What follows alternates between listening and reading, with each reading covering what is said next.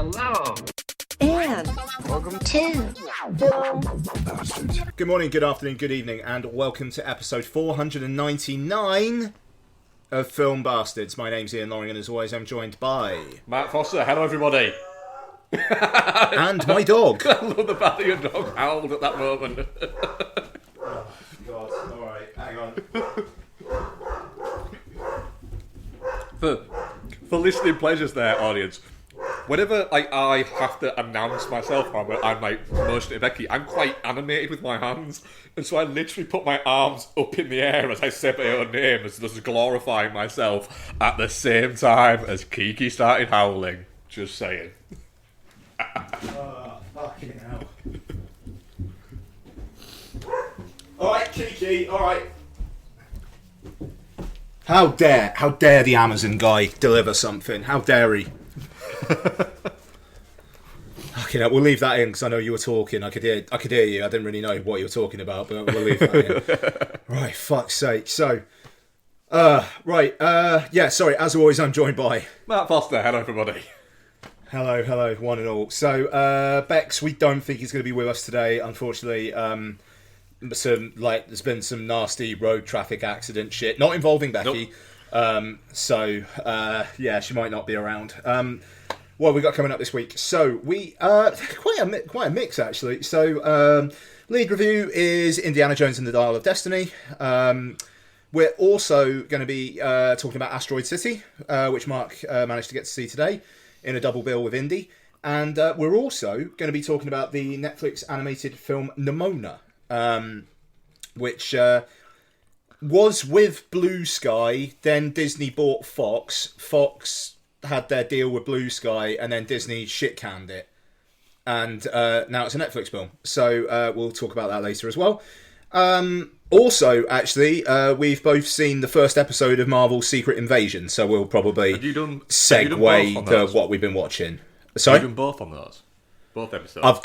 I've literally got 5 minutes left of the second one. I've done the second one as well. Okay, all right. Well, I can talk about most of the second one with you. So we'll talk a little bit about that as well. So a bit of TV talk for the first time since I think Ted Lasso finished. Actually, yeah. Well, actually, no. I bang on about Drive to Survive every now and then, which is fucking brilliant. And I'm at the last episode of season 3, and it's great. In the last one, a driver his car burst into a ball of flames. He jumped out of the fire. The episode title was called Man on Fire, and I just think that's brilliant. But at the end of it, it's him being tangent. It's him being interviewed with his wife, and he's just like, I'm leaving Formula One. Because the thing is, right. So he'd just been let go by his team, right, really late in the season, and so he was having difficulty getting another drive.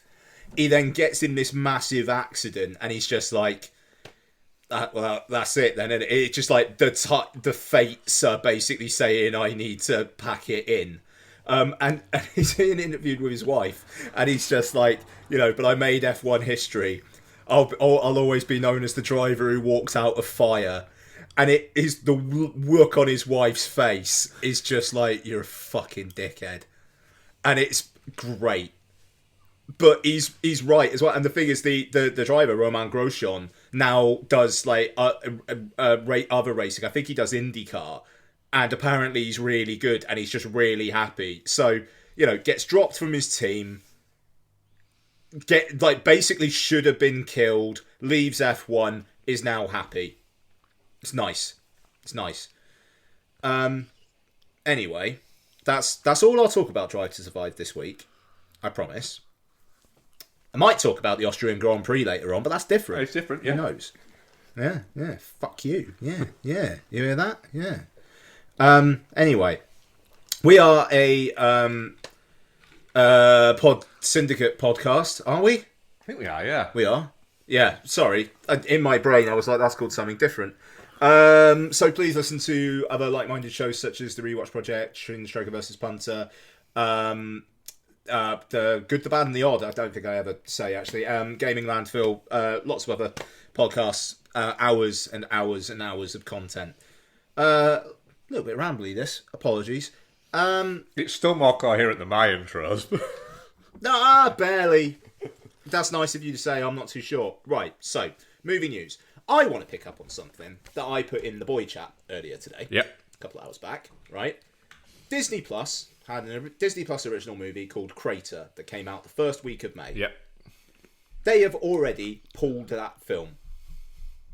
Gone. Yep. And it's part of this trend of films being released for streaming and then being deleted. Like that Joey King one, The Princess. I got 25 minutes into it. It's gone. I was quite enjoying it as well. I think I want to say the Caitlin Dever one where she plays Romeo's ex-girlfriend. I think it was called Rosalind. Oh, yeah. Gone. Done. You know, that first season of Willow, gone. Mm-hmm. There was another show that Disney Plus had like earlier this year that's disappeared as well.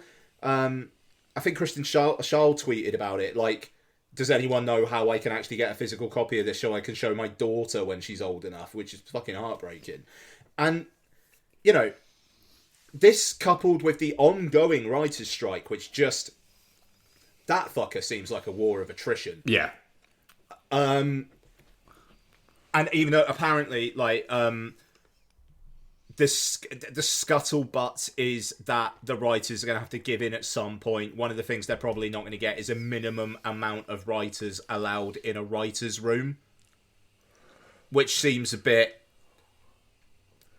It's probably a fair point if the studio's like, we only need 6 writers in the writer's room to make a show. Fair enough. Yeah. I feel like that's not the hill on which you should die. I don't know. It's just all a bit of a cloud upon all of this at the moment. You know, indie opened to fuck all, relatively speaking. Well, the thing is, the thing with that, and I'll go on to, because like I was saying, I watched both of, I watched Indiana Jones and Our Destiny back to back with Asteroid City. So I left one and went straight into the other one. More details on that later on. What I will say there is I was in Hull at Cineworld, you know, middle of the day Wednesday showings, so it's not exactly fucking peak time.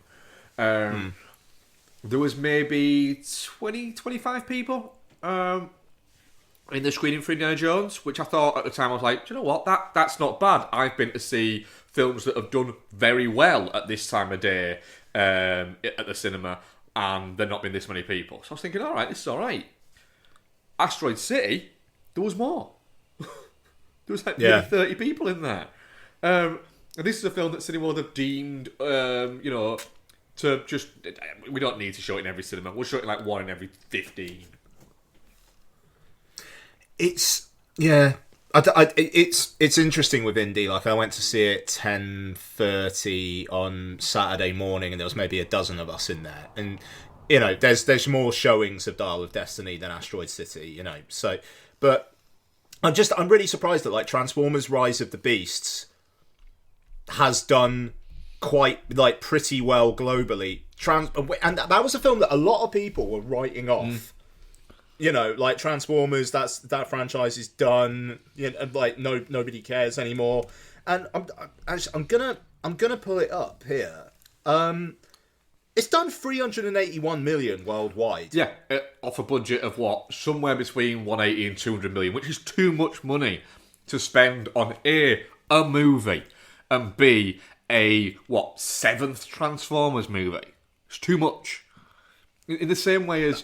We'll get into the film later on, but the fact that they spent somewhere in the region of around 300 million or touching 300 million on Indy 5, it meant that it had no wiggle room.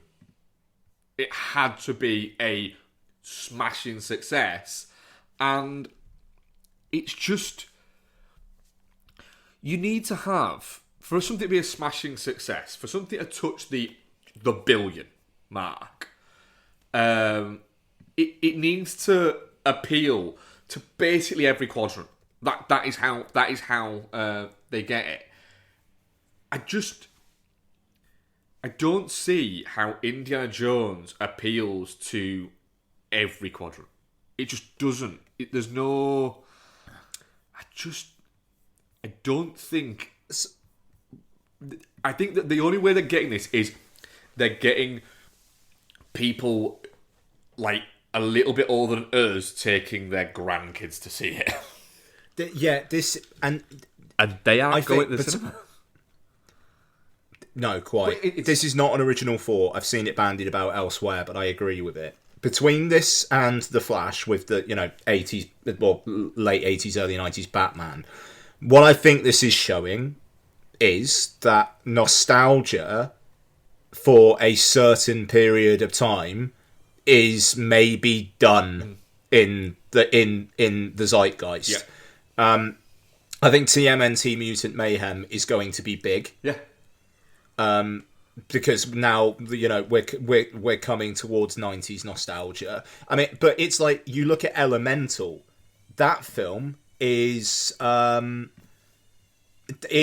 hasn't released too much worldwide yet, but to be fair, it's done all right. It's done 89 million in the US off of an opening of 29 million, so it's already at a 3 times multiple off of what was a soft start. 98 million worldwide, and it hasn't opened. I mean, it opens here this weekend. I think it's going to be quite big. 187 million.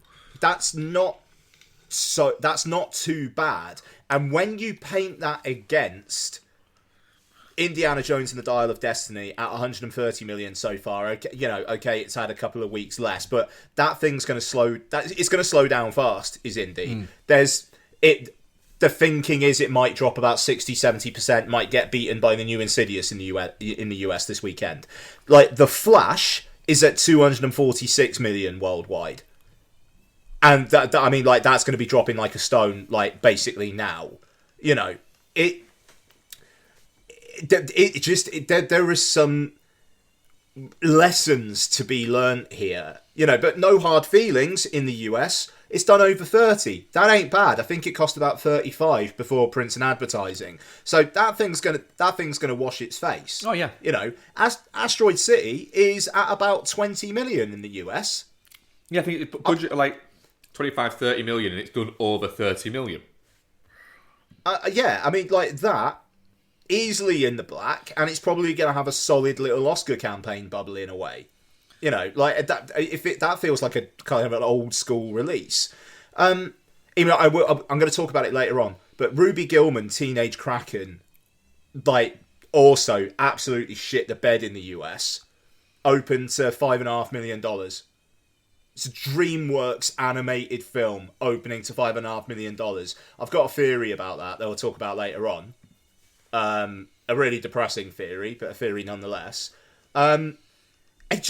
It is a little bit feast or famine out there at the moment. Spider-Verse coming up on $350 million worldwide. In the US, sorry. In the US. Actually, hang on. 611 million worldwide. Spider-Verse is probably going to be in the top 5 US and international at the end of the year. Wild. I think that's wild. Yes, it's a comic book movie, but it's also like a really interesting... I mean, I didn't like it as much as Into the Spider-Verse, but that thing is taking some creative risks, and it's visually arresting, and it's working.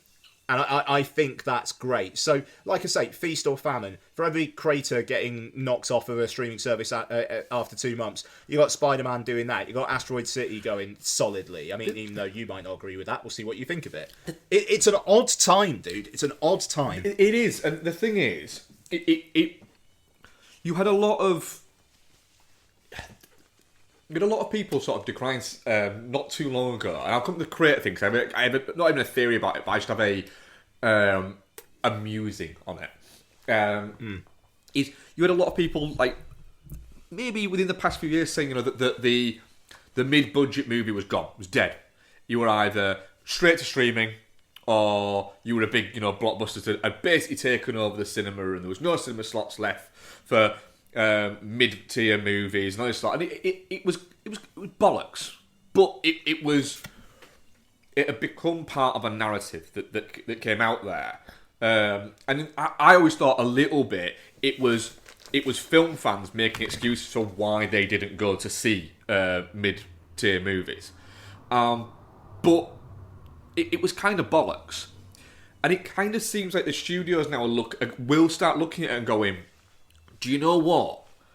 There's too much risk in a $250 million movie. Now, they're not going to stop making the $250 million movies, but they might not make 2 or 3 a year.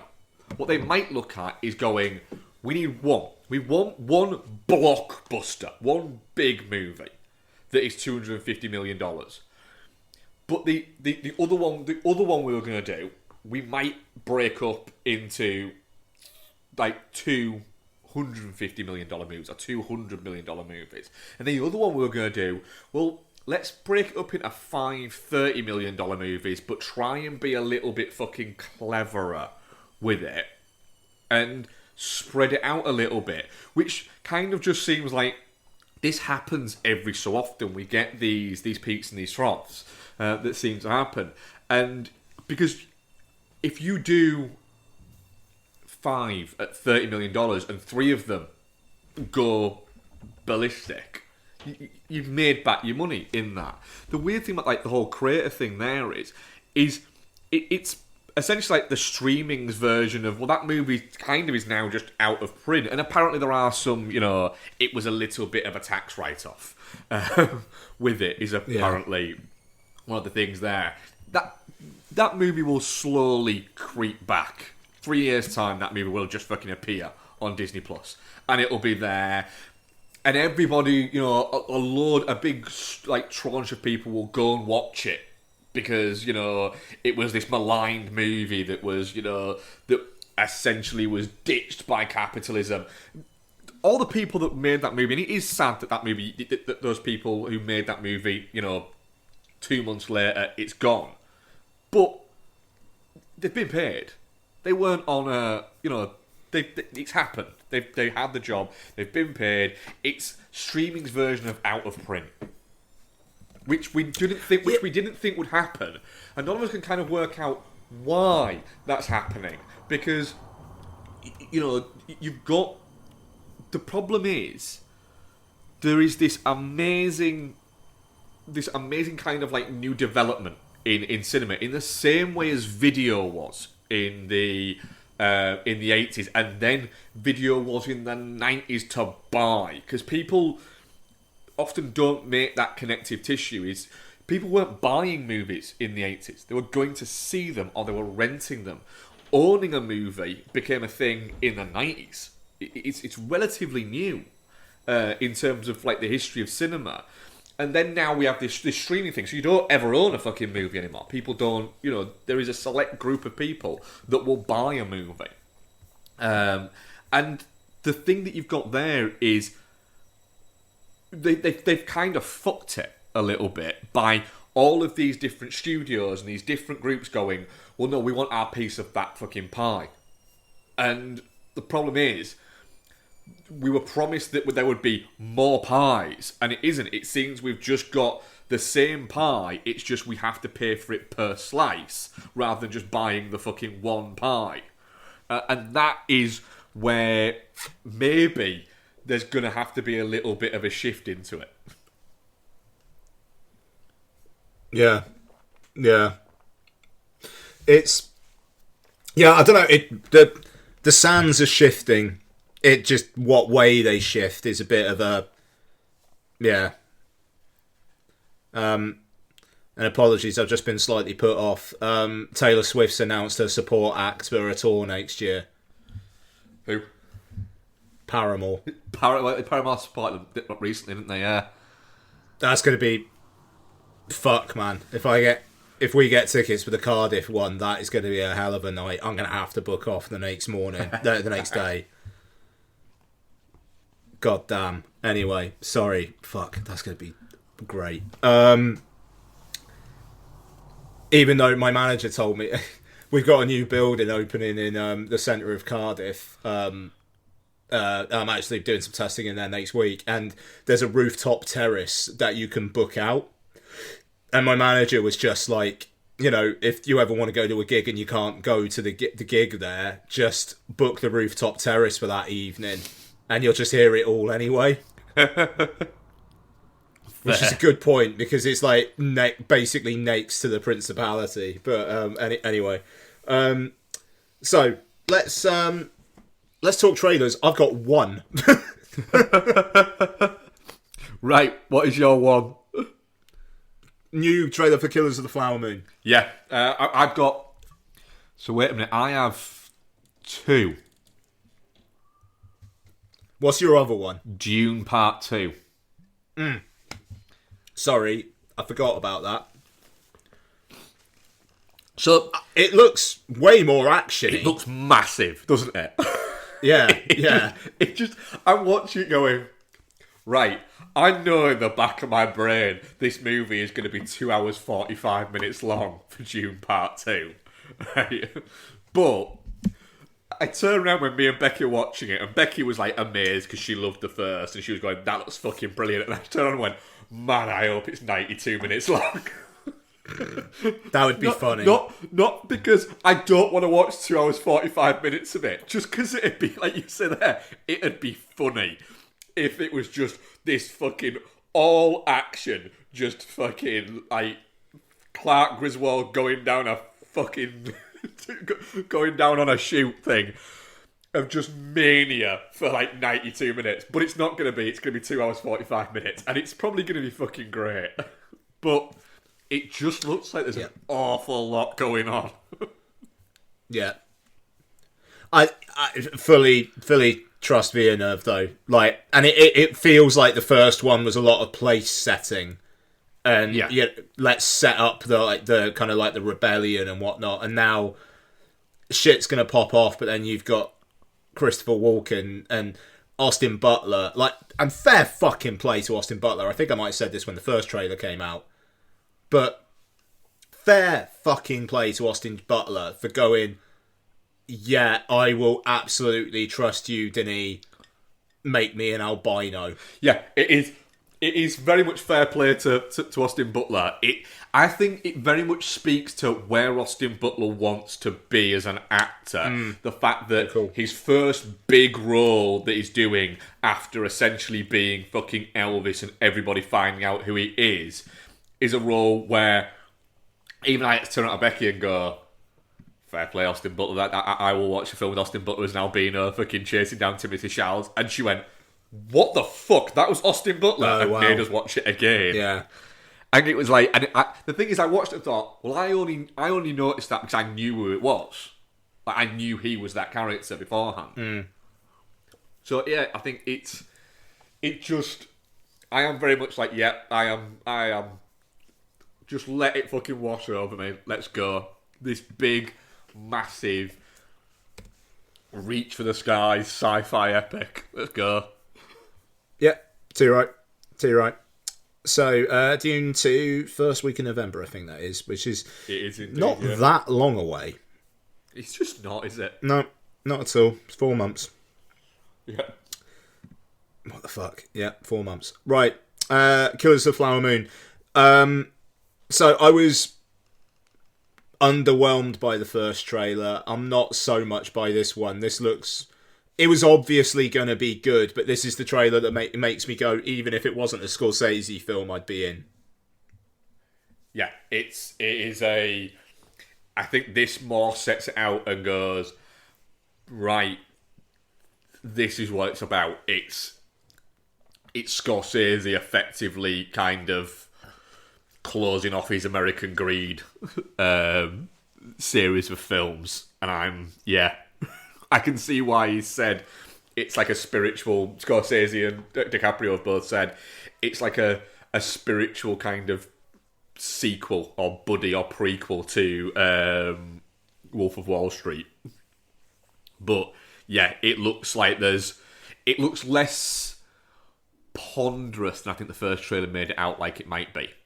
Yes. The there looks like there's going to be a lot more going on. Whereas the first trailer, I think, the first trailer looked a little bit more like, oh, so this is more Scorsese in silence mode, which I am cool with, because silence, I think, will end up being sort of more well regarded once people actually wake up to how fucking magnificent it is.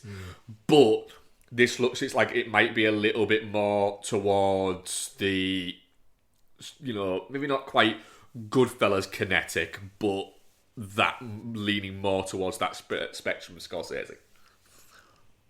Yeah, quite. Great cast. De Niro's going to win Best Supporting Actor. Who will? Sorry, De Niro. Yeah, that's a good shout. I think Lily Gladstone's probably going to win Best Actress, just based off of the buzz, and it's a story as well. Let's be honest. It looks like a good grown-up. Let's tell a story, take our time, but it's going to be full of intrigue, and drama and stakes. So well up for it. I always like it when Scorsese tells people off as well, because he does it in such a nice way. Yeah. He does it in such a, like, you walk out of it and then you're chatting about it afterwards. You go, oh wait, no, he was telling us off, wasn't he? Fucking hell, the sneaky bastard. Yeah. October, and again, not that far away. 3 months. It's not. Right, okay. So let's do it. Indiana Jones and the Dial of Destiny is directed by James Mangold and stars Harrison Ford, Phoebe Waller-Bridge, Antonio Banderas, John Rhys-Davies, Shawnette Renee Wilson. According to Mark Kermode, scene-stealing Toby Jones. I just want to set you off there. I just want to wind you up and let you go. Can you tell they're friends? Boyd Holbrook, Mads Mikkelsen, maybe most importantly out of all of those. Oh, and Ethan Isadori as the what's the name of the kid's sidekick, Mark? What was Short Round Part 2. Yeah, there you go, Teddy. But So, Indiana Jones and the Dial of Destiny. IMDb says archaeologist Indiana Jones races against time to retrieve a legendary artifact that can change the course of history. Yeah. That's right.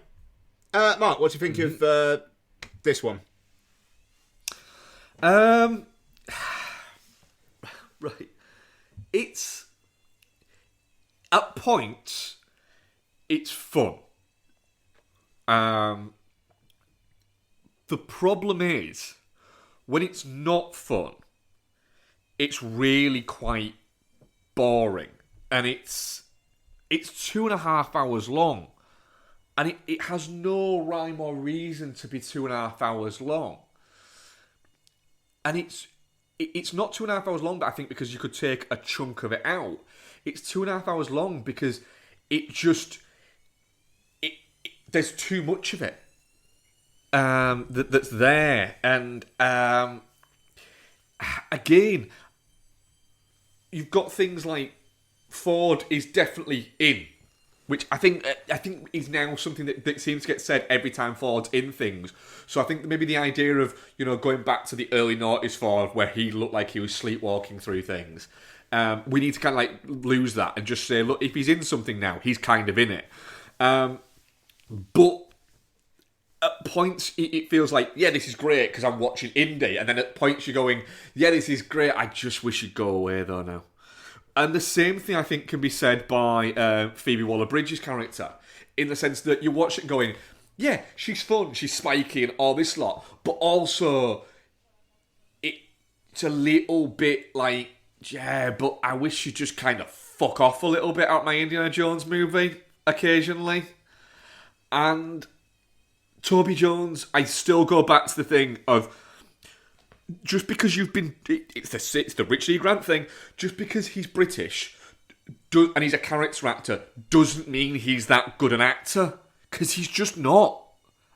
He may occasionally be, but whenever you see him in a blockbuster or anything like this, he's not. He's playing the same bumbling kind of character.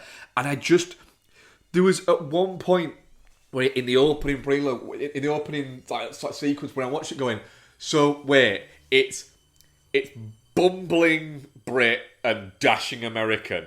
Are we back there again?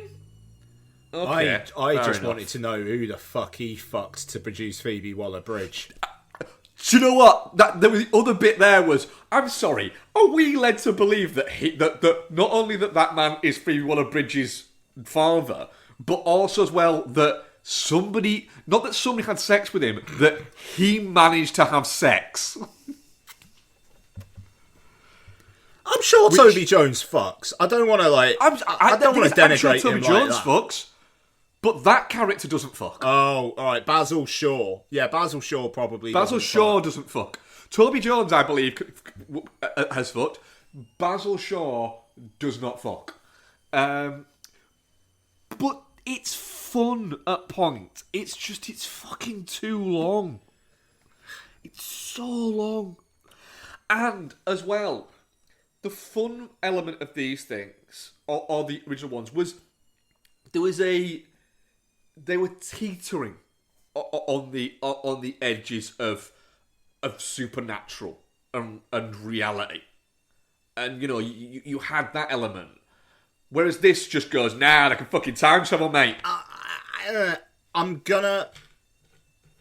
think teetering on the edge is a bit, there was the Holy Grail shit in The Last Crusade.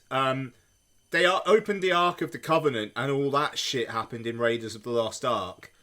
Yes, I think it's the fact that Indy is displaced into another time, which is a bit that's a leap, and I both get and also don't get people going, that's kind of crossed a bit of a line. But I think the issue that you've got there is you've got the elephant in the room, which is Kingdom of the Crystal Skull, aliens.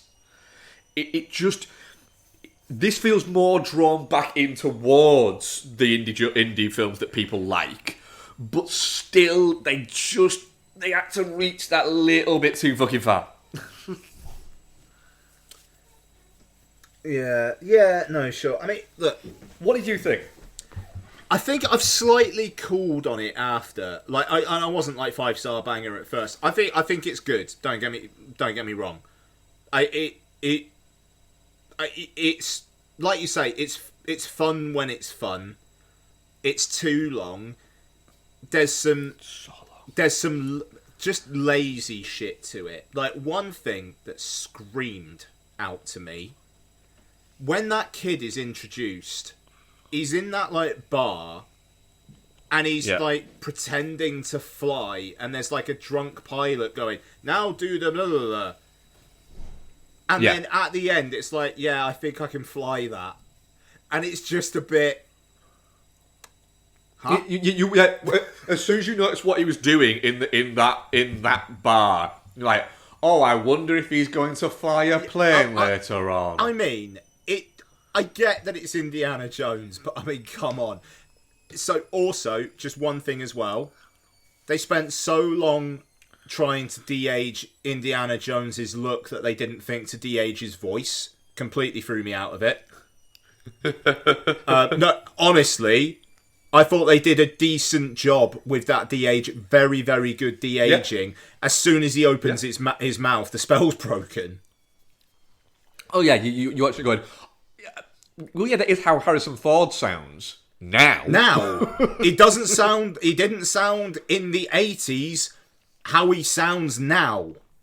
No. So there was that.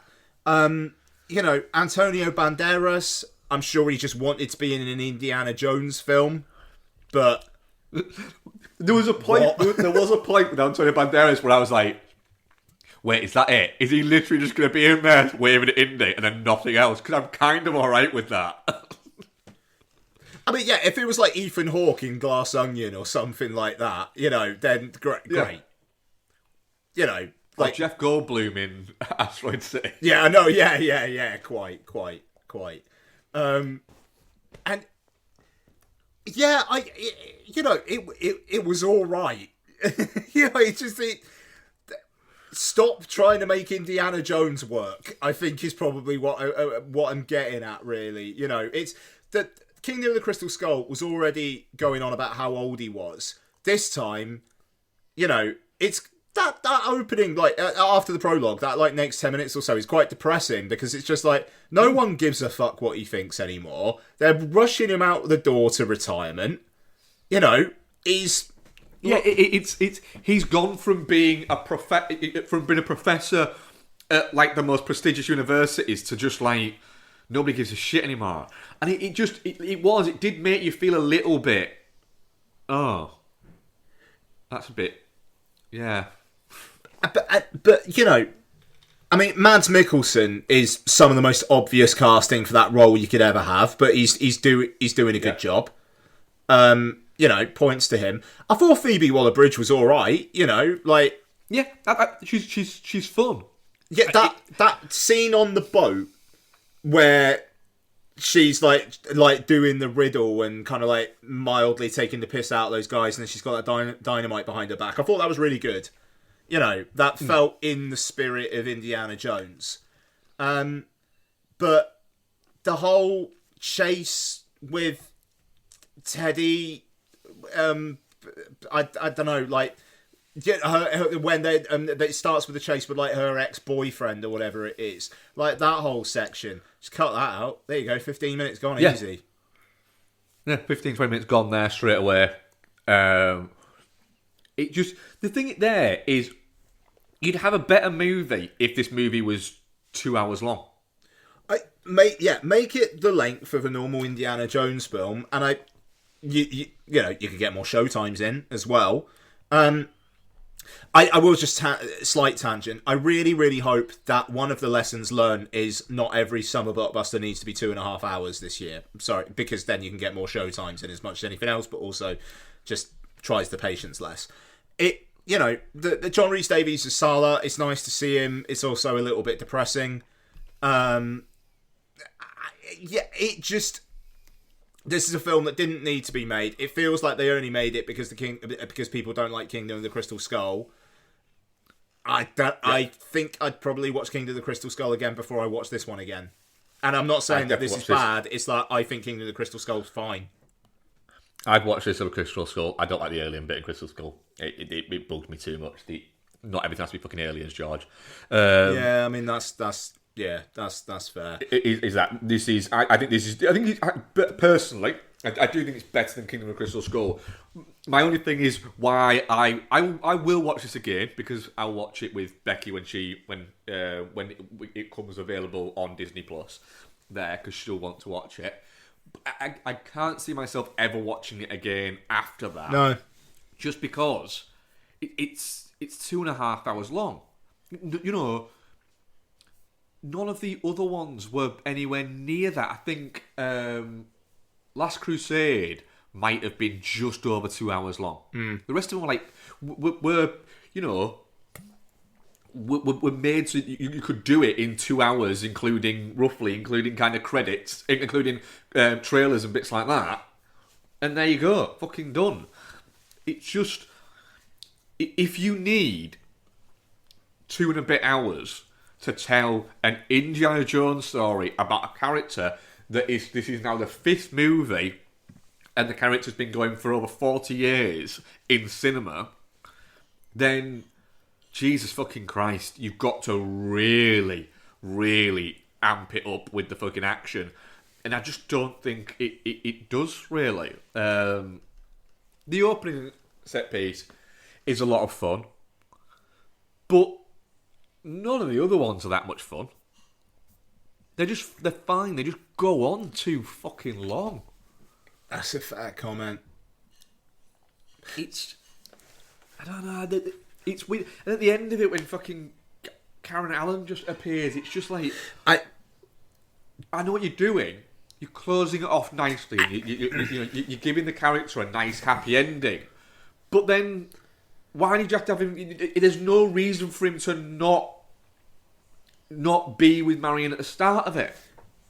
This is the thing. It kind of invalidates the emotional arc with Indy there, where Mutt died in Vietnam, and that drove a wedge through them. And then what makes their relationship all right again is Indy gets hurt, and she comes back to support him, and then just kind of just falls for him again instantly. It's the real Indy's back. He's not just moping around drinking anymore. Feels a little bit like I felt a little bit like when it first arrived. It's like I'm not, and I don't think it continued it throughout the movie. But when it started, the first thing you're introduced to Indiana Jones is he's a grouchy old drunk. No, it feels a little bit like why did you need to make that character that? You could have just had him go back to being a bumbling kind of nerd. Yeah. It feels unnecessary. The reaction to it, both critically and commercially, are going to paint it as unnecessary. I do ever so slightly wonder whether it will tarnish the lasting brand of Indiana Jones, just the wet fart that it's come out to. Despite the fact that it's a perfectly decent film, but I'm saying it's a perfectly decent film and it's fucking Indiana Jones. The thing is, I don't think we needed a fourth 15 years ago. No. And then we didn't need a fifth 15 years, now. I am glad that they didn't decide to reboot Indy and do a new one. And have Chris Pratt be Indiana Jones. Because that was a lot closer to happening than people think. And the reaction to this, I think, means that they're not gonna bother. No, that this will be... I think this will be... I mean, the thing that you could do, they won't do because it'd cost too much money and it'd take too much development. But the thing that would work for Indiana Jones would be a game. Oh, no, that's coming. Is it coming? Yeah, Xbox only. Fair play. Yeah, it's the people who did the Wolfenstein games behind it.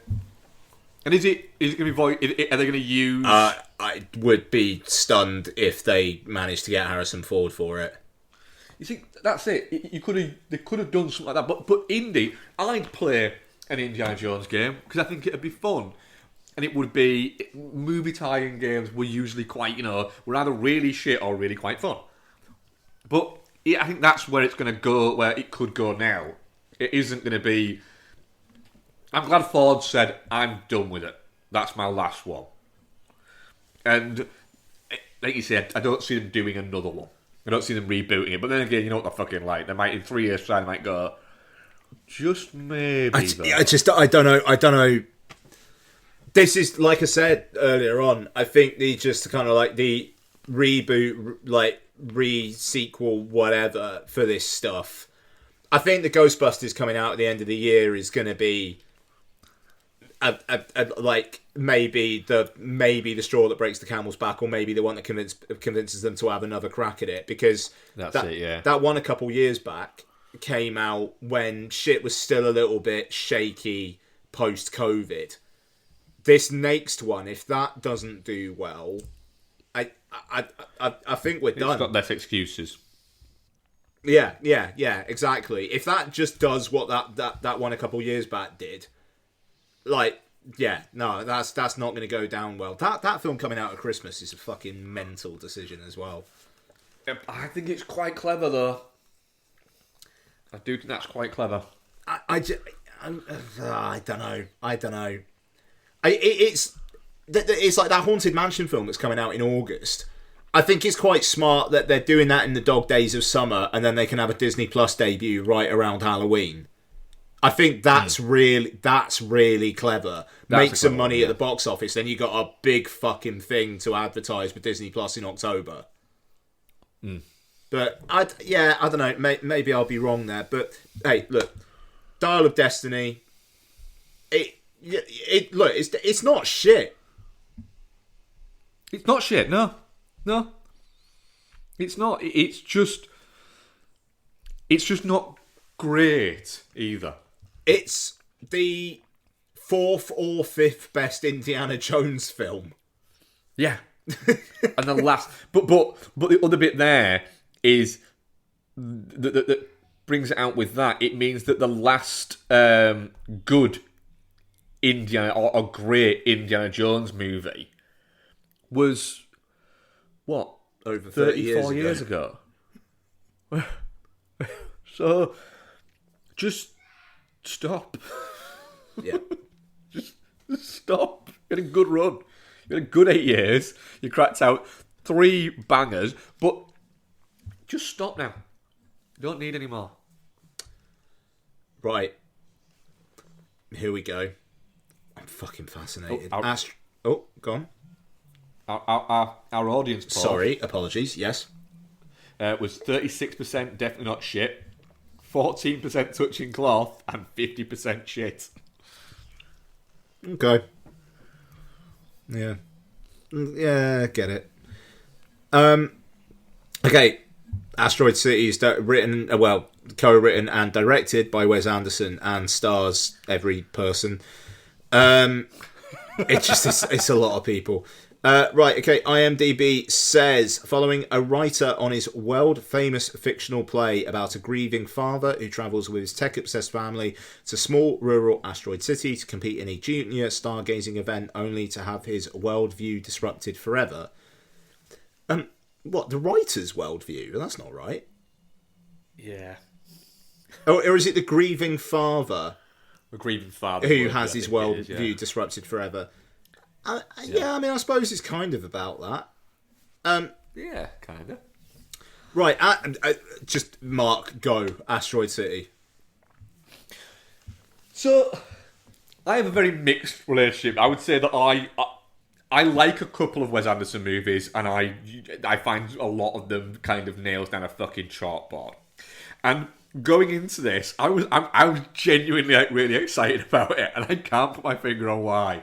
And everybody kept saying to me, it's the most Wes Anderson of Wes Anderson movies. You're gonna hate it. And my brain was there going, dude, seriously, what the fuck is wrong with you? Are you having some kind of episode?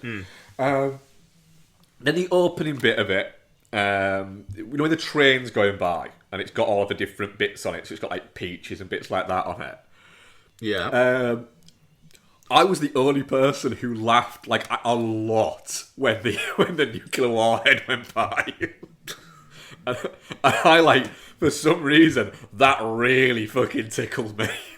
Nice. And so I fully belly laughed and felt the gaze of everybody looking at me, and I was very much I don't give a shit. That's funny. On there. I had a really good time with Asteroid City. Oh, fucking hell. Wow, okay, cool. Yeah, great. I had a really good time with it. The bit where I think it could have lost me, and it will have lost a lot of people, of those who don't like it, is the first alien bit, whereas I loved it. Fucking great. Thought it was great. Thought it was brilliant the way it posed for the photo. Love the fact that Wes Anderson could do that. You know, can essentially go, do you know what? Nah, we're going to do a stop motion bit. And it's like, you can get away with that, Wes Anderson. That's cool that you can get away with that. There's still little bits in it that I think are a little bit like,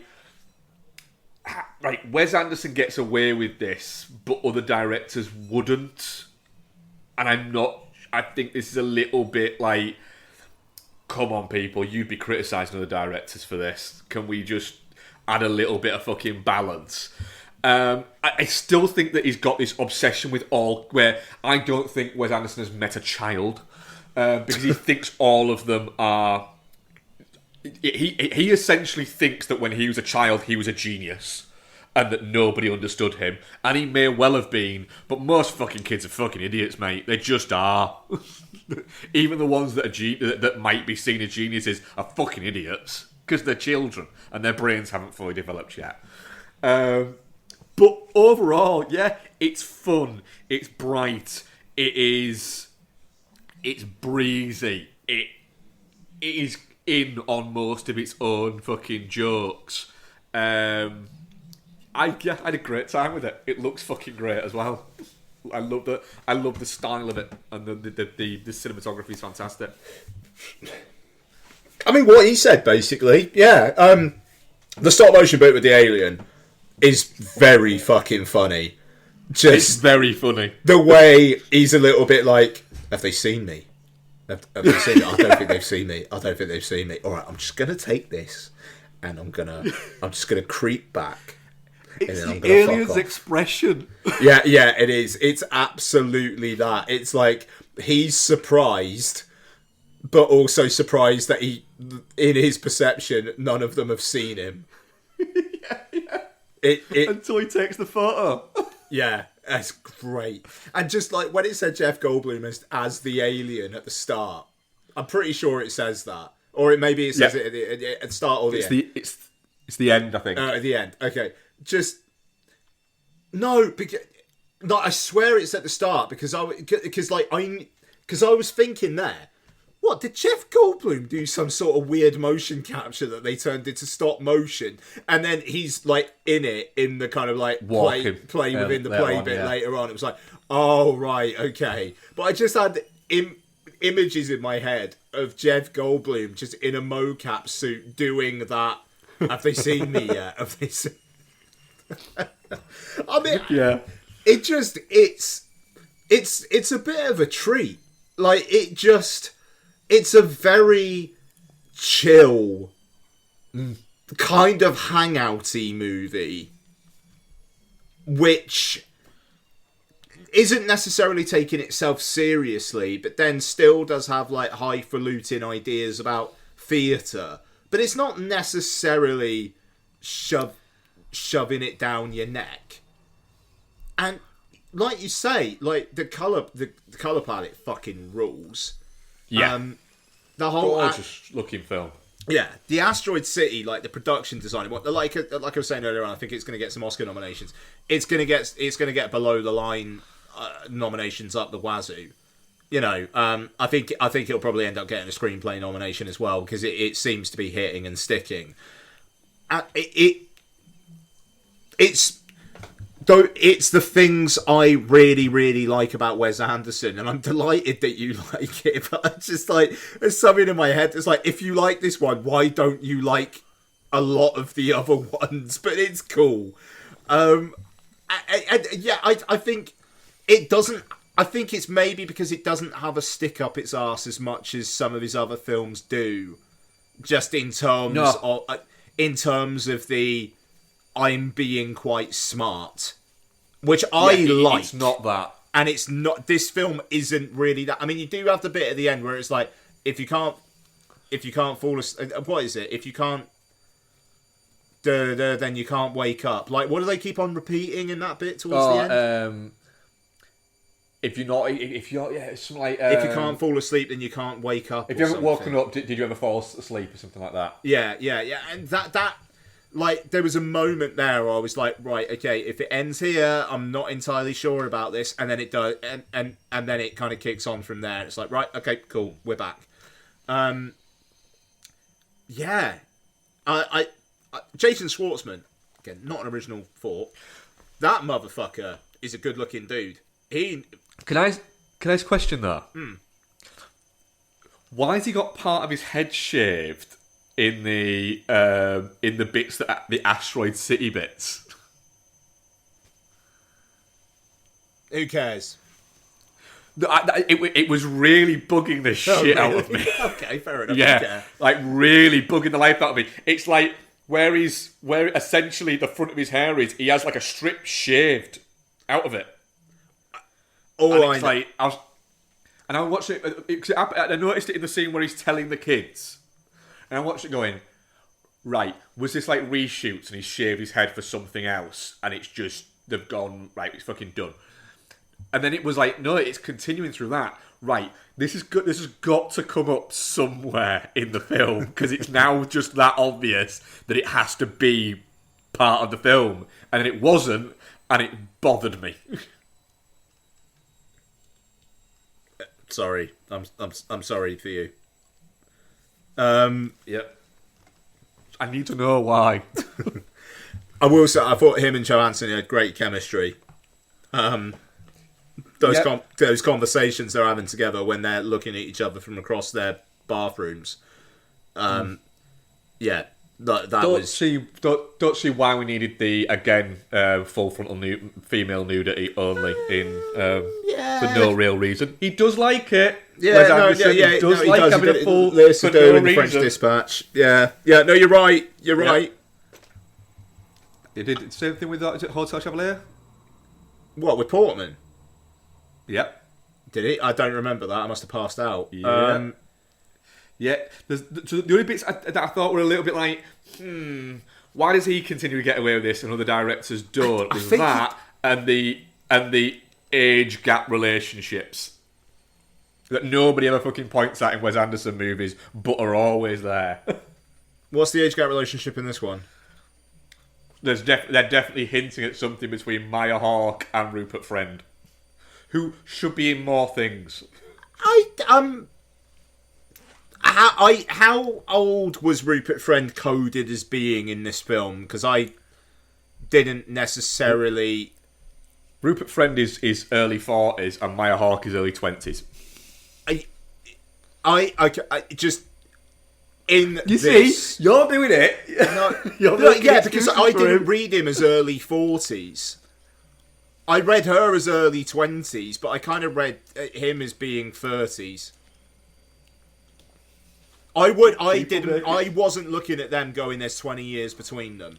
I'll be honest, I genuinely wasn't.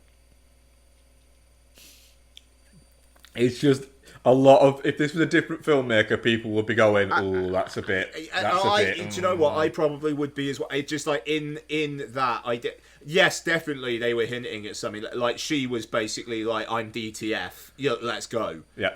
So 100%.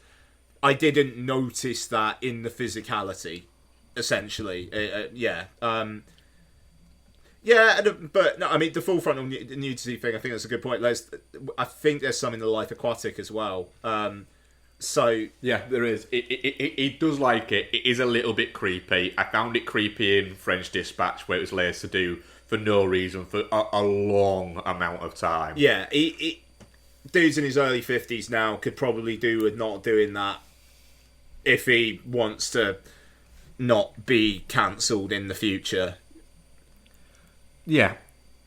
It just felt they were the bits there, but love seeing Matt Dillon back on our big screen.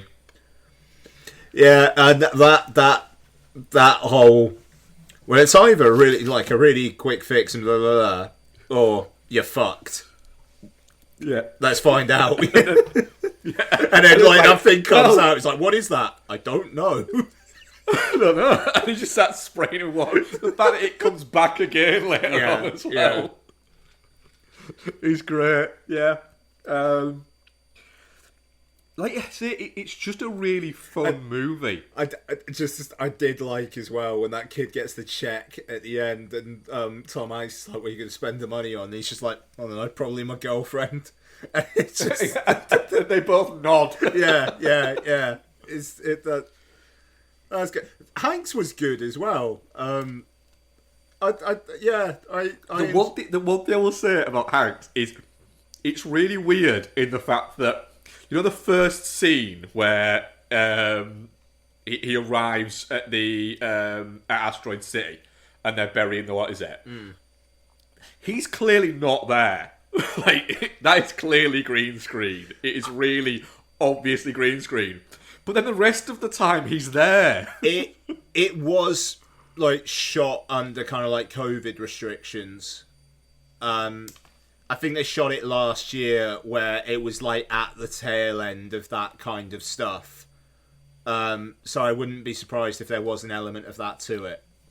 Yeah, it was. But it was just weird the fact that like he didn't take me out of it or anything like that. I was cool with it, but it was more the fact that I was like, so is Hanks ever going to actually be there, or is he always going to be like essentially in his back garden, but just with a green screen behind him? Then no, he's there the rest of the time, and he's in it a lot more than I thought he was going to be.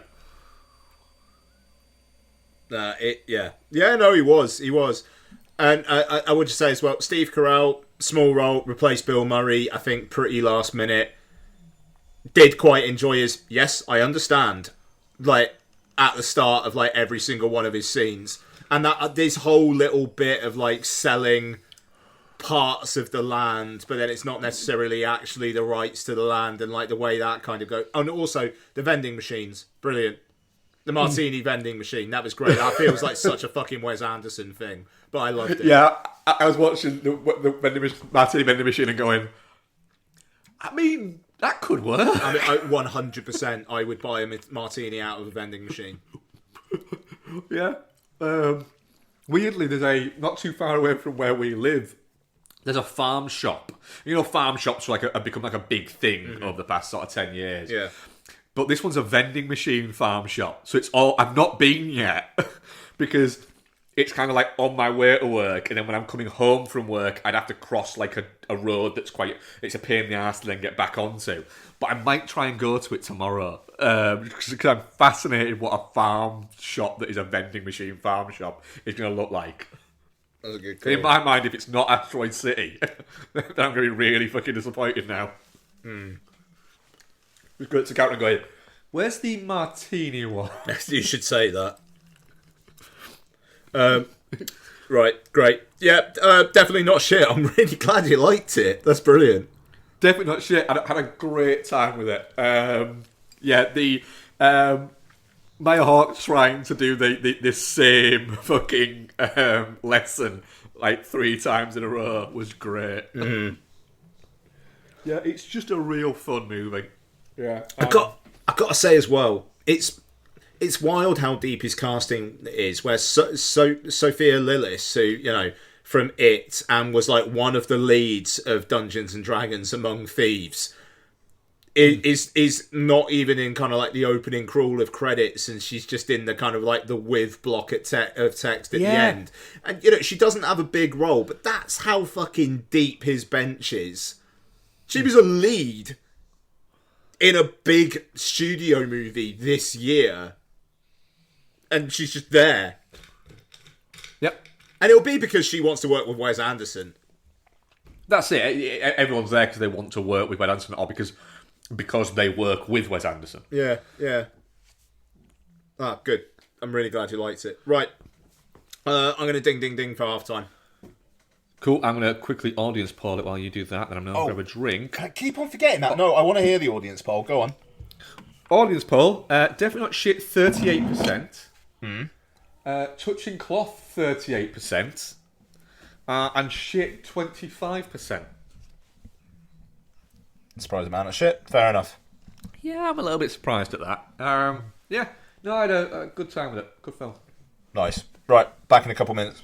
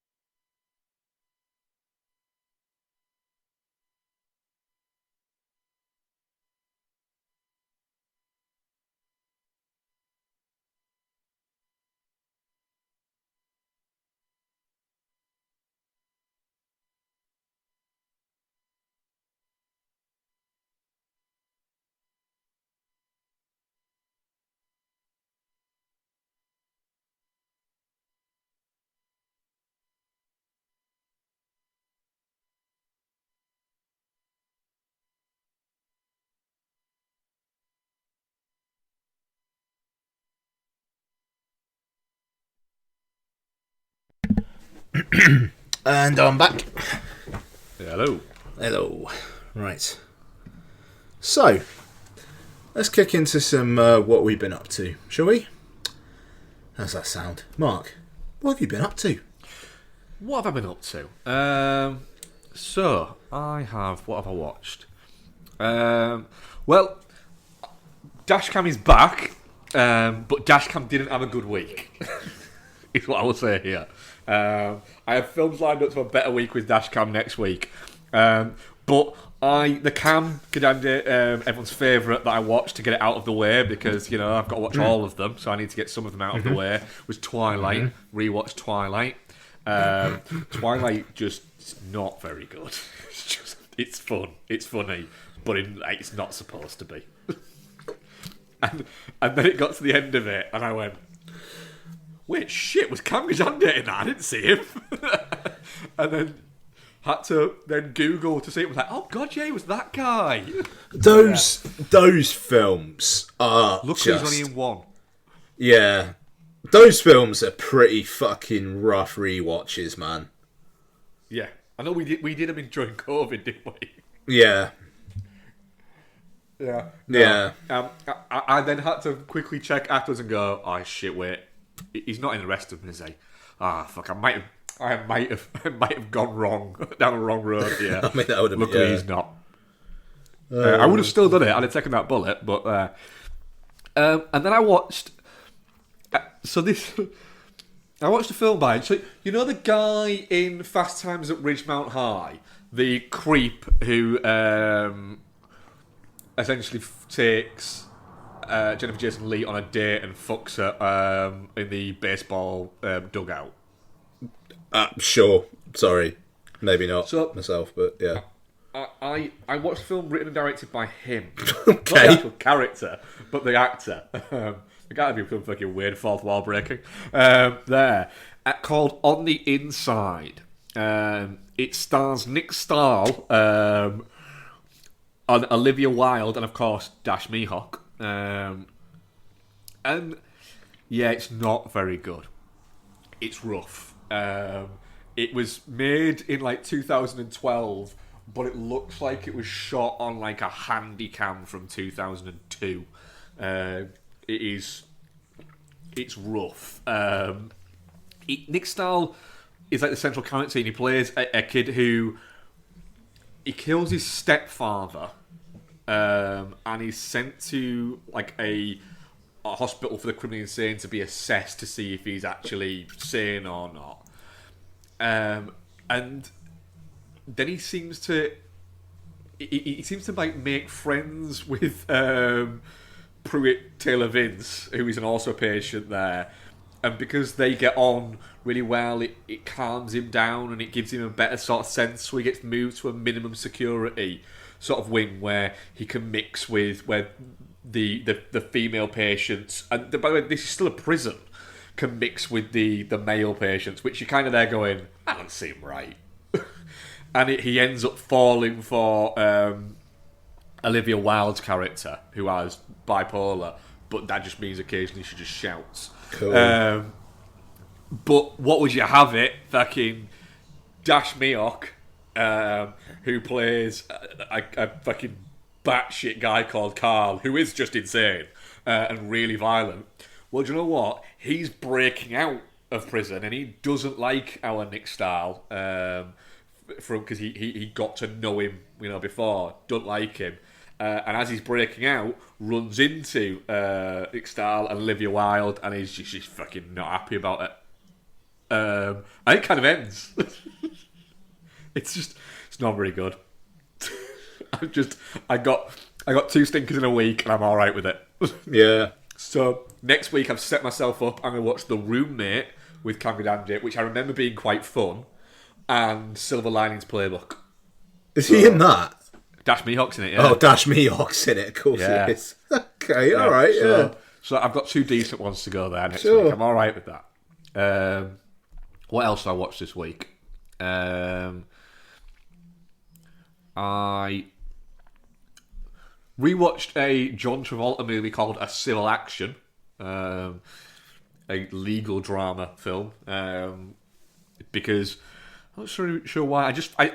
I fancied watching something calming with John Travolta in it, and so I landed on that.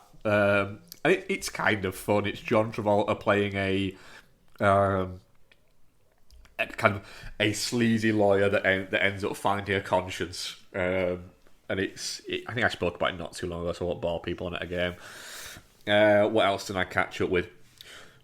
Rewatched Tombstone. Me and Bex watched that the other night because she wanted to watch Tombstone because she wants to watch that every few years, and I can see why. Tombstone is fucking great. Just every time you watch it, you're reminded of just how fucking good Tombstone really is. Yeah, just an absolute banger of a movie. Still maintain that whenever the question comes up of, what performance never got nominated for an Academy Award but deserved to win one, and it's Val Kilmer in Tombstone every fucking single time. You've got even just down from him in general, but the scene where Michael Biehn is like twirling the guns and everything like that, and he just starts twirling his drinking cup round, and he's doing that to just take the piss. That's fucking great. And then you've got the whole, the bit where he takes over from Wyatt to kill Michael Biehn, but it's the end fucking scene that is just an absolute peach, where he basically is telling Wyatt Earp to just stop using him as an excuse to not live his fucking life and please just let me die. It's just fucking it's all the things I think that Kilmer. It's such a shame that Val Kilmer let the fact that he was Val Kilmer kind of get to him too much. So yeah, it's an absolutely magnificent movie. What else did I watch? Rewatched The Core. Okay, yep. Yeah. I mean, the premise of it is fun, of The Core, of the fact that you've got the idea that the Earth's core essentially is stopping spinning, so they need to drill down to it to set off some nuclear warheads to kind of jumpstart the Earth again. Is a fun premise, and I can see why, absolutely somebody at Paramount went, yeah, fucking go on then. we can get behind that. And the cast is really good. Aaron Eckhart, Hilary Swank, Delroy Lindo, Stanley Tucci, Richard Jenkins, Bruce Greenwood. But it's kind of like once you actually get into the idea of it, it's like you're there going, hang on a minute, wait a minute. They drill at the core centre of the Earth. Yeah. Nah. Nah. You've explained the science to it. I'm not buying it. I'm just not fucking buying it. But it's fun enough. Yeah. Just honestly, it's another film that I will rewatch again in probably 2 or 3. Well, not probably 2 or 3 years. Probably another 5 years time. Get halfway through it and go, yeah, this isn't very good. But I'll forget that in 5 years time. Some brutal deaths in it though as well. In The Core. Yeah. Like, Bruce Greenwood just falls into a fucking vat. It's like a pit of lava. Good. Yeah. And then, like, people always say about movies, you couldn't get away with that now. And it's usually about, like, stuff that you probably shouldn't have got away with back then. But, like, the idea of collateral damage, like, in movies. There's a bit where the San Francisco Bridge just gets fucking melted with, like, loads of, like, traffic on it. And, like, all these people just die. And it's kind of dealt with in the sense of, well, that was shit, wasn't it? And I kind of enjoy the fact that human life in this movie just has no fucking meaning whatsoever. So yeah, I kind of enjoyed that. And then we rewatched Mission Impossible Fallout, which is just brilliant. I think there's an element of. It came out, I believe. Was it the year before Endgame? So it came out the same year as. Yeah, 18 sounds right. Yeah, yeah. And it's just.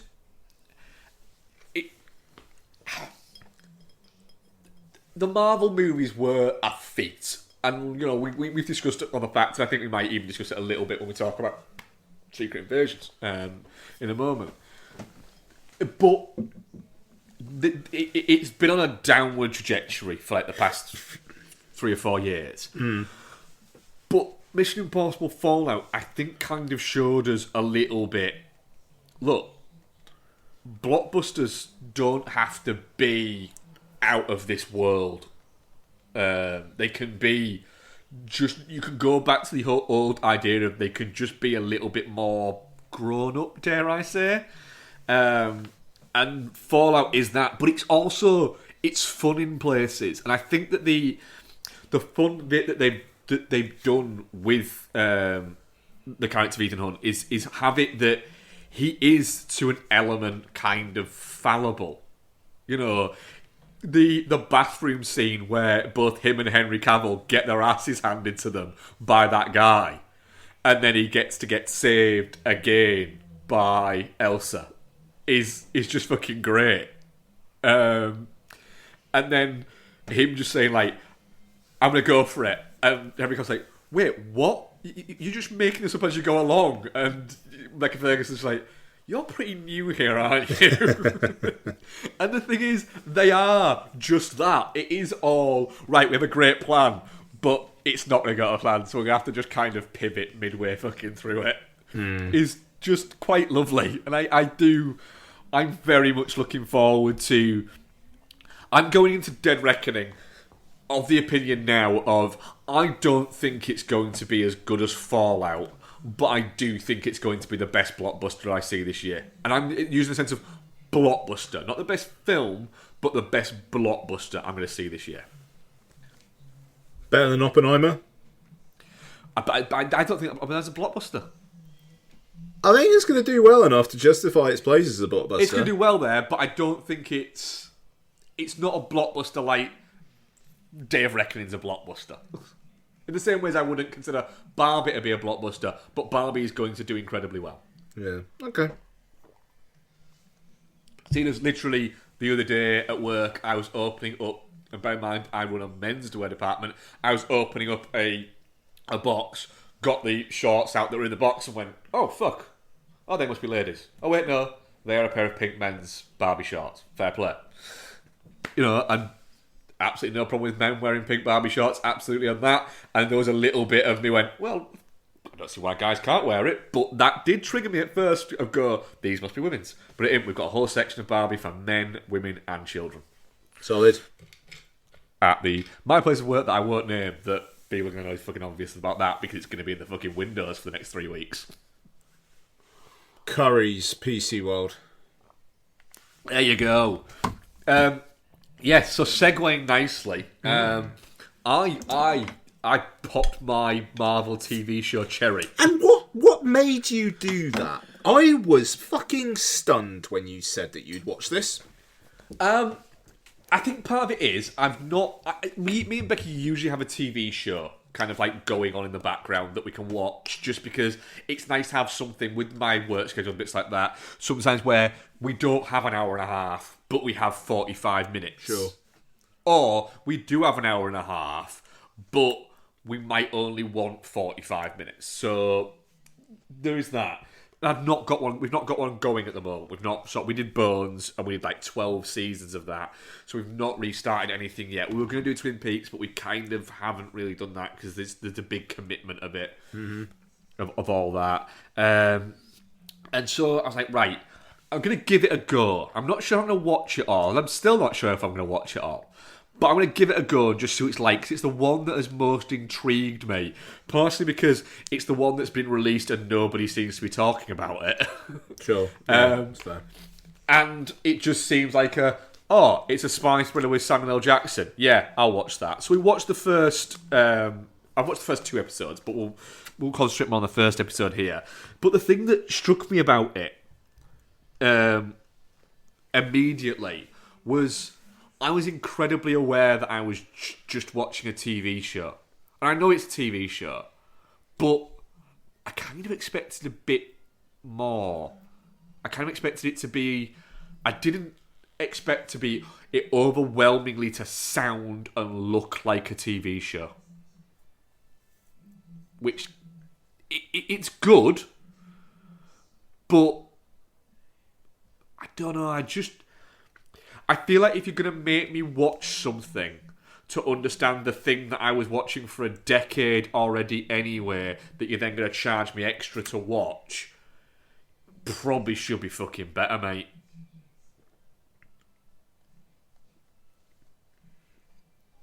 Okay. I'm 2 episodes in. I might watch the third, I might not. Is it good? Yeah, it's fine. But I thought there'd be better. I thought there'd be more to them. I don't know whether it's because I've watched a few Marvel shows, so my kind of expectations are set. But I haven't watched every single one of them. I quite enjoy this. I think and Noel was saying in the boy chat, it's kind of street level, but it does have like high stakes as well. And I like that it's not big beam in the sky, and it might be by the end of it. It might be, but so far I like that it's people having conversations and intrigue and tension. I think Samuel L. Jackson having conversations with people is almost worth the price of admission alone. Yeah, there's a great scene in the second episode where very much Samuel L. Jackson proves that he's a much better actor than Don Cheadle. That's fair actually. But I'm enjoying Kingsley Ben-Adir, and I think the whole you can kind of see where he's coming from thing that obviously Michael B. Jordan did so well in Black Panther. There are aspects of that to it, and yeah, I think this is decent, and it's only 6 episodes. This is the thing. If it was, everybody's saying that Andor's great. Andor is 12 episodes, and also Donna's got no interest. 6 episodes, and it's something I can watch with Donna. Ding, ding, ding, ding, ding. That's the sweet spot for me.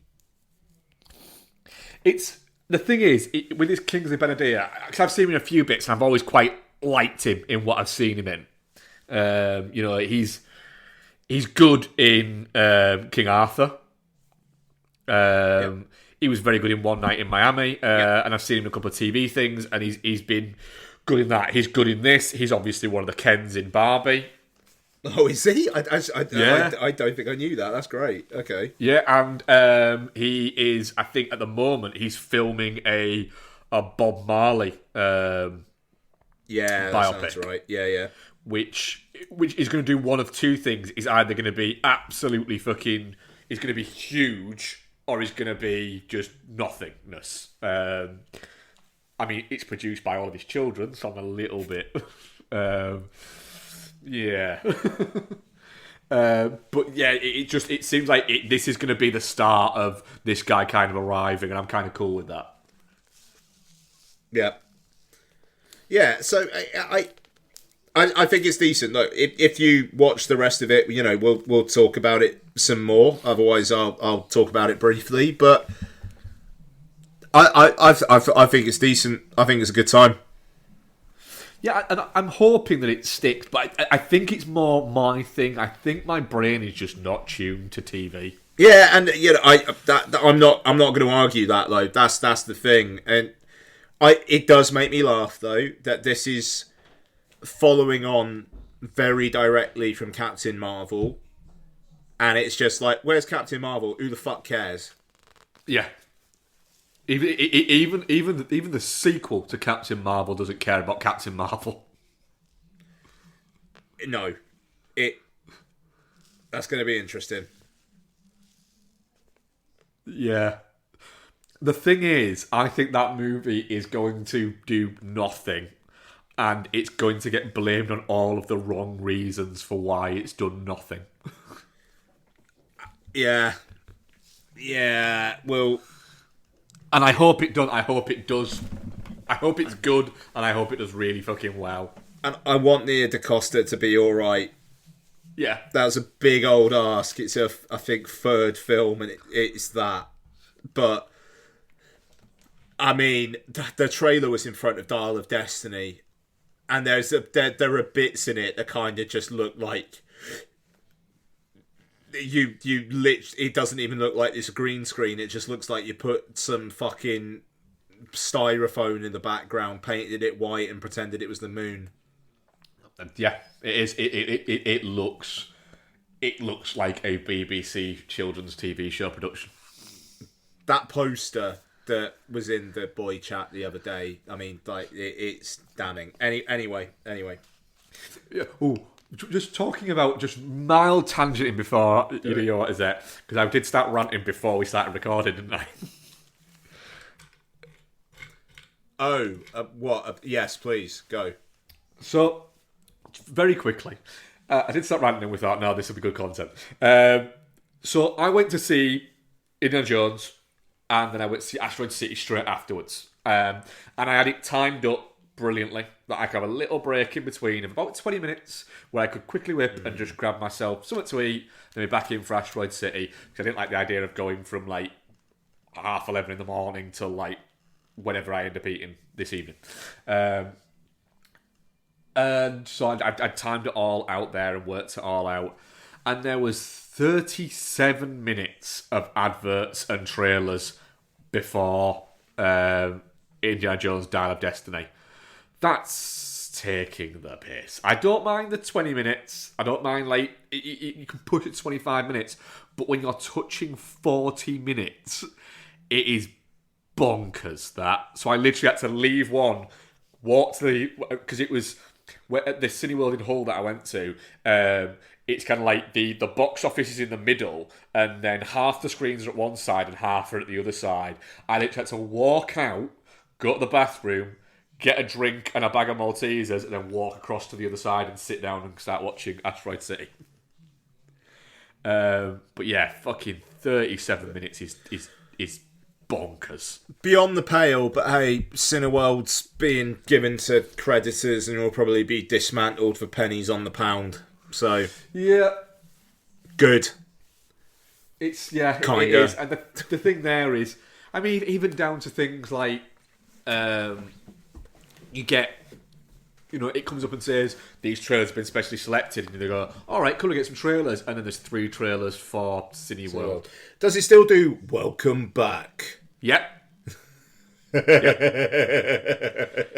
Yep.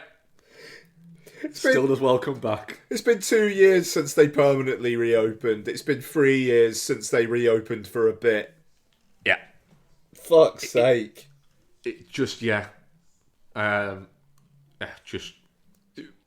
I'd say do better, but it's Cineworld, and they won't. And the thing is, I have to say that I have never, ever, in all of my encounters with Cineworld, ever met a member of staff that wasn't really helpful and really pleasant. It's not the core staff. I swear to God, if you work for a cinema, it's because you want to work at a cinema. Like, cinema workers are, and obviously it's personal experience, but some of the great unsung, we are paying you fucking shit to work really late hours and do dog's body stuff and deal with, at times, horrible fucking people. Oh yeah. Yeah, that's it. It is that, and it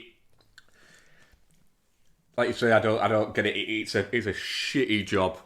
It shouldn't be a shitty job, but it is, because people will be arseholes. Yeah, I don't know. It's like I'm paid even like taking inflation into account, between probably like 3 and 4 times now what I was getting paid for being a projectionist, and I'm not working till 3 in the morning, and Yeah. you know, and being solely responsible for 300 people watching a film, and you know, if the film goes off, obviously they don't have platters anymore, but say there's a technical problem, you're solely responsible for it, otherwise 300 people are getting refunds and free tickets.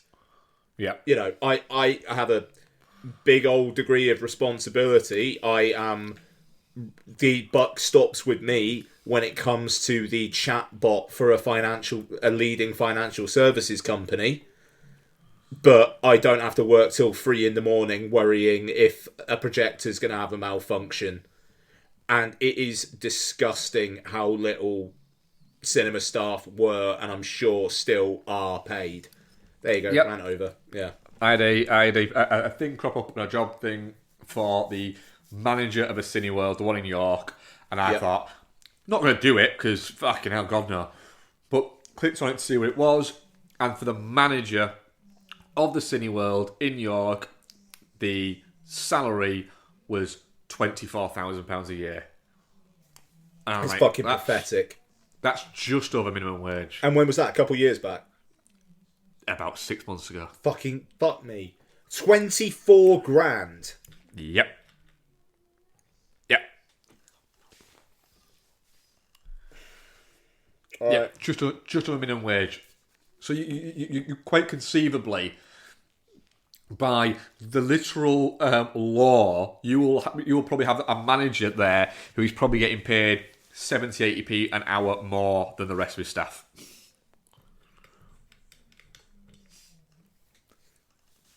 Something, isn't it? It's a big old fuck no. That's why you keep losing managers, because you don't pay them enough. What kind of fucking... I mean, surely anyone doing that, like you say, it's like 12 months, get manager on my CV. The thing is, it's completely counterintuitive, because you're going to get somebody, they're going to employ somebody to do it because they have to, and somebody will take that money, but that person will be woefully underqualified to do that job, and so therefore it will make the whole thing will make the whole industry just worse. And therefore the customer experience becomes worse, and the job working conditions become worse, because there's nothing worse than a manager who is, through no fault of their own, woefully underqualified. Man. Rant over. What have you been up to? You imagine what the fucking development track is for a cinema, though. Sorry, yeah. Really, really, really fucking... That kind of shit really fucking bothers me, man. You know, like, it just... If you're not offering kind of like any development within an area other than someday maybe you will change the light bulbs. Like, yeah, alright. It's that. Yeah, it's depressing. Okay, so what I've been up to. Fuck it. The Austrian Grand Prix. I'm going to start talking about fucking F1 because I'm not watching as many films. So, hey, I've got to fill the time somehow. Or I could just make the show shorter. Nah. So, the Austrian Grand Prix. The Red Bull Ring. It was good. So, F1 do this thing now for, I think, 6 races out of the season. Well, as well as a race, you have something called a sprint, right? So, on the Friday, you get a practice session, and then you get one practice session, and then you're straight into qualifying for the Sunday race, right? Then on the Saturday, you get qualifying for the sprint. It's called the sprint shootout, and then a few hours later, you get the sprint, which is a 1,000-kilometer, or like closest in terms of number of laps. Basically, no one really should have to change tyres unless it starts pissing down. You don't really need to worry about the engine as much. Just fucking go for it. Like, no strategy, just racing. And then on the Sunday, you get the race for which you qualified on the Friday. And it like I say, they do it 6 times a season, and it's to try and kind of like get a bit more like Jeopardy, and teams can get more points and things like that. And those weekends are kind of great because you get more racing, but also there's just a lot of fucking racing. But it's cool.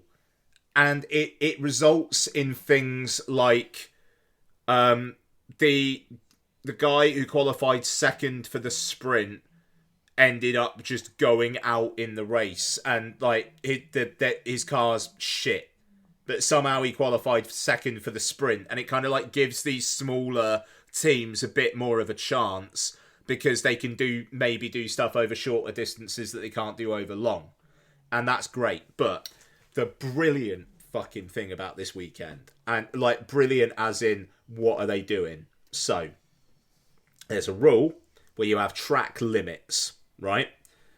And if there are corners and whatnot where people go off the track limits, where there's not an immediate you're gonna lose time here, then they assess it and give them penalties, right? And there is this particular corner right towards the home straight of the Austrian Grand Prix, that it basically, like, if you're really just trying to gain like 0.1 of a second and whatnot, you're probably going to bounce over it, just like it. And what was happening was, in the qualifying, loads of people were getting their times disqualified because they were just going over these track limits.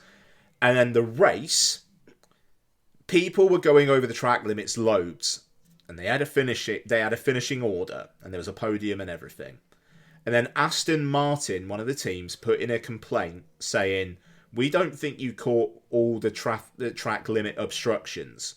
And you got Lewis Hamilton on the team radio, because with F1, like, they do snippets of the team radio. Now on Sky, you can literally watch the whole race from like the cockpit of any of the drivers and listen to their team radio. It's fucking wild.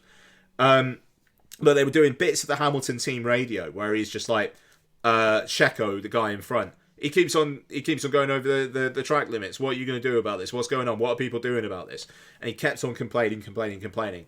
And Toto Wolff, who is one of the most impressive men in all aspects I've ever seen in my life, comes on the radio, and he's the team principal, so he's not the engineer who's usually on the radio. He comes on the radio, and he's just like, Lewis, we get it. The car is crap. Please just drive it. And it's just the most... I hope Hamilton just felt like a 10-year-old boy being just bollocked by his dad or something in that moment, and it's great. So, anyway, Aston Martin put in this complaint. There were 1,200 incidents of the track limits being exceeded that the stewards then had to review. And they did that in about an hour. And then, other than the top 3, basically the whole of the order of the race positions got fucked with. And Hamilton, after just complaining about another driver going over the track limits, went down like 2 places because he had also exceeded them, and they were just applying time penalties all over the place. And it's just fucking chaos. And it is so magnetic. And that doesn't happen all the time. But just Hamilton just had a really bad weekend. I like Lewis Hamilton, but he was being a whiny little bitch, like, on his radio, and he both got Isn't shot. That kind of his thing, though? Isn't he a bit of a whiny little bitch? No, I mean, he's quick to point out shit, but so are a lot of the drivers, because it's all about the games, like you guys going to look at this, I can see this, you guys going to look at this, and all this kind of stuff.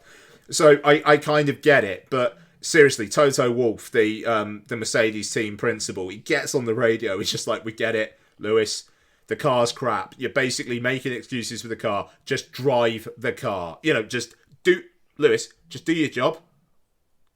Drive the car. And it's brilliant. Silverstone's this weekend. I can't fucking wait. Woman I work with is going this weekend. I'm very, very jealous. The race weekends just look like a great vibe. Because there's just like concerts, beer flowing, people just wandering around, like the drivers just milling about. It looks like a great time. And anyway, the Austrian Grand Prix. I fucking love F1. F1's brilliant. And that race was fun because it was chaos.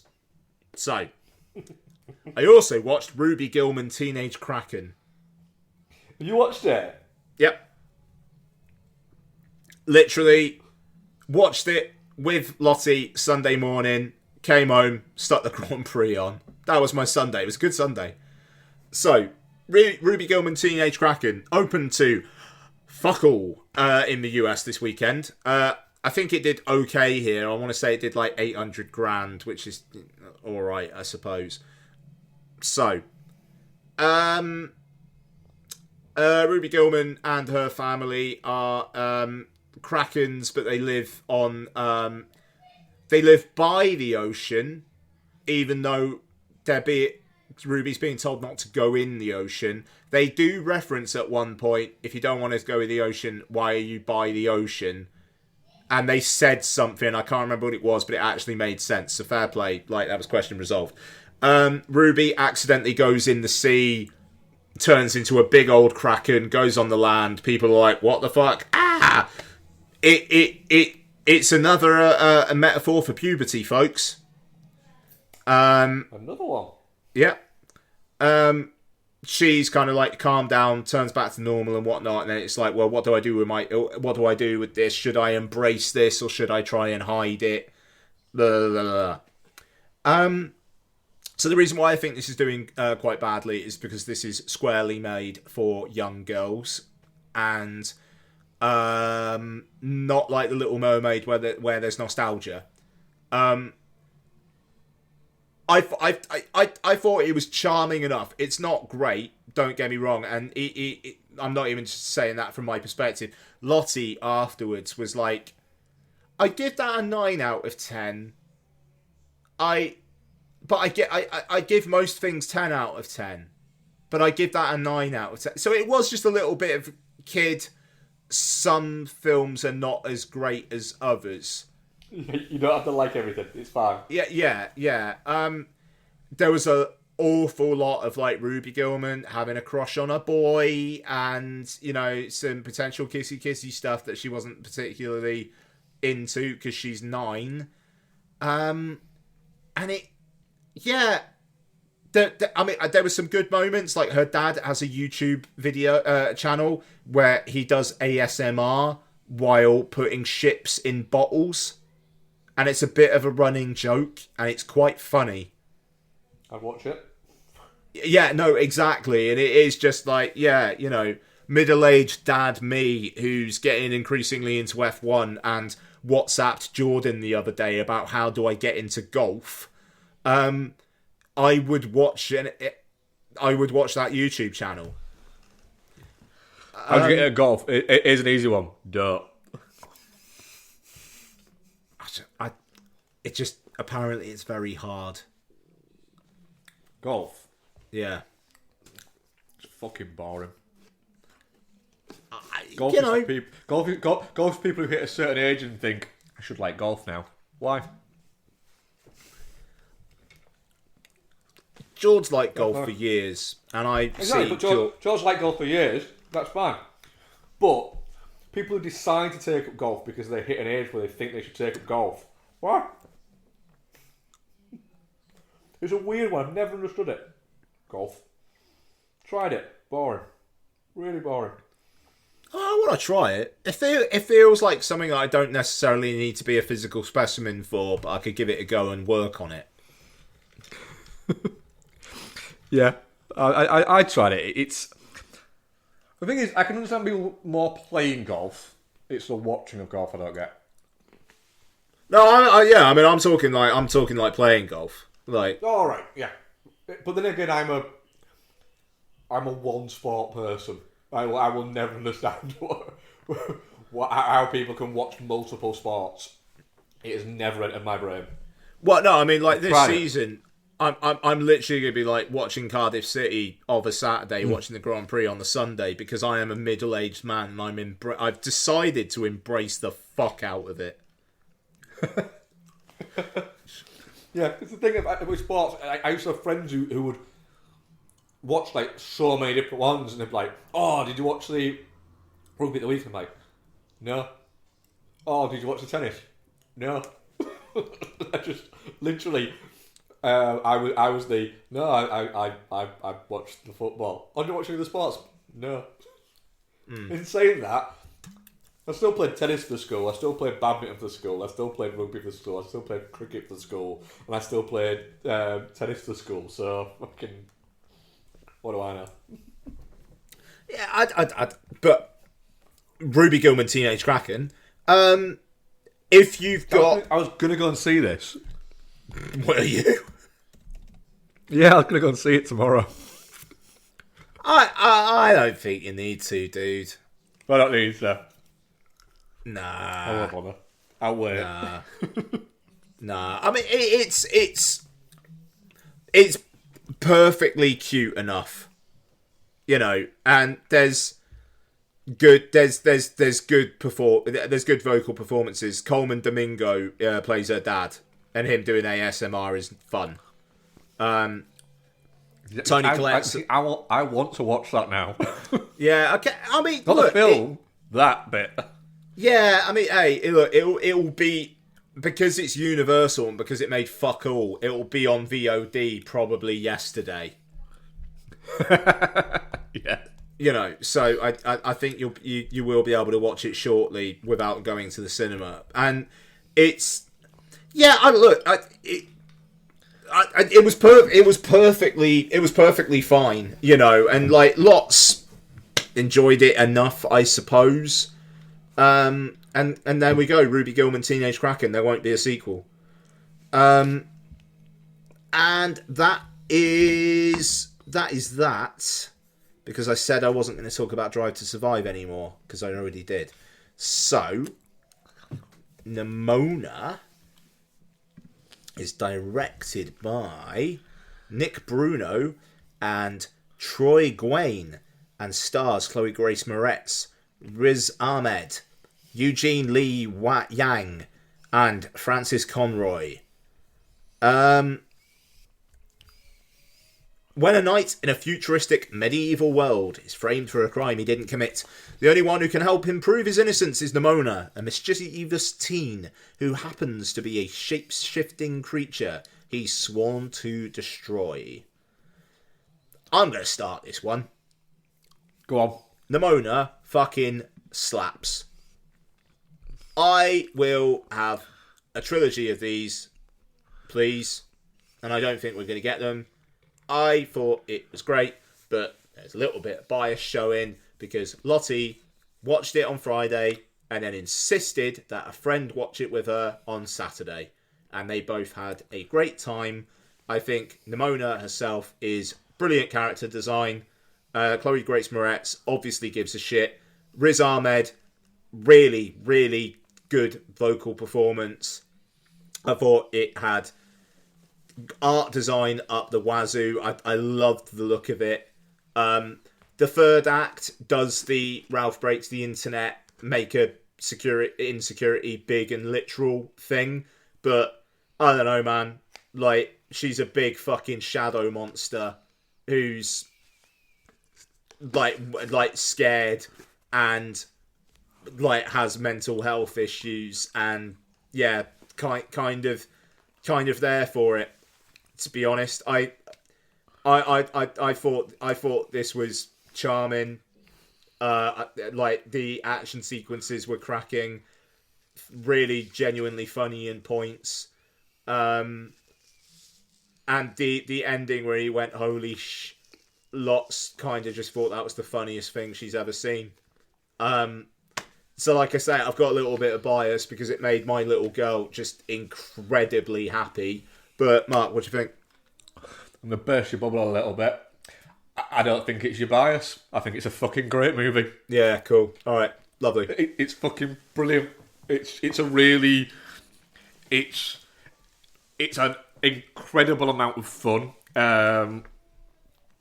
The Riz Ahmed is great as a voice casting. He's properly good in this, though, isn't he? He's properly good in it. Critical Response is very good.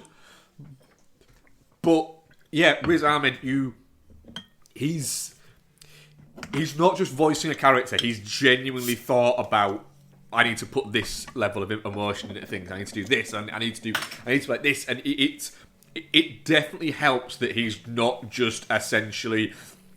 It doesn't feel like he's turned up the script and just gone, give me my money, I'm off. He seems to believe in it a little bit. Just the funniness of... I turned to Becky and went, hang on a minute, is that character called Golden Lloyd? Yeah. She was like, yes. The fact that it just openly goes, hey, look, these are knights, and it's this and it's this. Oh, by the way, they're gay, and they're a couple. And you're like, all right, brilliant. But doesn't make anything of it. It just exists. And it's cool that is becoming a thing now. And when Lots saw that, like, Don and I were like, yeah, no, it looks like they're boyfriends. And Lots was like, oh. I mean, I don't have any problem that they're gay. You know, I just don't, you know, I don't see that. You know, and like, I mean, it's kind of like almost like too nailed on, but that's what she said. It's the first time and I don't have a problem with them being gay. Like, that's lovely that I'm hearing my daughter say that, you know, and I always knew she wouldn't have a problem, but it's the first time I ever heard her say gay, and she knew what it meant, you know, and like, I mean, she said it herself, so she's obviously learnt it from somewhere, and that's wonderful, and just the fact that this film is there, which has kind of like imprinted on it. She fucking wrote a poem about it afterwards, you know, like what the fuck. I mean, awesome. Yeah, man, isn't it though? And yeah, it's not because she thinks it's a great piece of queer coded cinema, you know, like, which she might think in like 10 years or something like that. At the moment, it's a really fun film. It just so happens that there's a gay couple at the centre of it, and that's just gonna be normal for her. Isn't that great? Isn't that fucking great? It is, and I think there's the element of it just being... I never thought about it until you said that, actually, in terms of for the majority of people, it's still considered to be whether they are cool people and know that it's perfectly fine for there to be gay couples around in existence and everything like that, or not. Not everybody is exposed to it in the same way, and I think that I when you said that, I was like, fuck, I'd never thought about that, in the sense that, like, my uncle's gay, so I've been exposed to you know, it's been a part of my life forever, and the same with Isabel and bits like that. So in my brain, I think you always assume that everybody has the same kind of life path in a similar way to how you do. So it's that, and it's like, I was like, yeah, probably people don't have that element of it being like there. But the fact that it is there, and it's appeared in a couple of movies that are kids' movies recently without it being a big thing. So it was in this, and it was in the Strange World, where it's a norm. It's not, oh my god. It's just there, and it's cool, but the visual style of it, it's very, very funny, I think, helps. Yep. The music number that you get in the middle of it is fucking great. Yeah. It's just a real lot of fucking fun. It's just a really fun movie that has a really good heart to it and a really good story to it. Like you said, I'd happily watch another 2 or 3 of these I said, I don't think we're going to get them, but it'd be nice if it ended up being really popular on Netflix, and Netflix went, fuck it, we're going to order at least one of these. Yeah, quite. And it was like the moment Metric came on the soundtrack, that was honestly the moment where I was like, right, 5 stars, and then it didn't fall off. Yeah. It's I really enjoyed it. Really glad I watched it. The thing is, I like the trailer, but it probably would have been one of those things that I might have watched. I would have spent years going, I'll watch that at some point. Until you said, fucking great. I was like, all right, we're watching it. I need to watch it. I need to watch it before we record because I want to watch it now.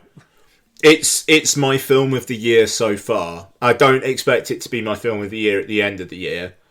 It's not like a Top Gun Maverick situation, but it is one where it's like, hey, if it's in the top 10, I'm pretty cool with that. If I see 9 more films this year, or 10 more films this year, where I'm like, yeah, I think that was better than Nimona. I think that's going to be a perfectly decent year. Perfectly decent year. The thing there is, it did make me go as well. The bit where he unbeknownst to him kills the Queen. It did make me go, oh, fucking hell. Yeah, I really enjoyed. And just the way that it's probably only about an hour in, and all spoilers all the time. You know, the whole it was actually the director. Yeah, they get that video, and then it was like, well, what's going to happen now then? And then it's the whole, like, I thought it was just clever that it goes with, like, the director almost, like, gaslighting the people, saying, that wasn't me, that was her, don't believe what you're seeing on video. You know, you got Elon Musk a few months back trying to get some shit in a trial dismissed, saying, well, that could have been doctored footage, and then the judge going like, yeah, but you could say that for fucking everything, and we've got plenty of people saying they were there, and you said that. You know, like there's that kind of aspect to it. I liked how it kind of evolved. It evolved from there, and then because I was wondering why is it called Nimona, and then after the first hour or so, it's like, oh, that's why it's called Nimona. Yeah, and that makes perfect sense. And again, just that last shot where he says "holy shit" and the look on his face. It's great. It's such a fun for a film as aimed at kids to kind of just have it end with "holy shit" or "shit." You know, it should have just said "shit." But hey, great film. Great film. Great film. Audience poll. Wow, definitely not shit 60%, and shit 40%. Like, I fundamentally disagree. Yep. I don't get that. I don't get how you could have that bad a time with that movie unless you didn't.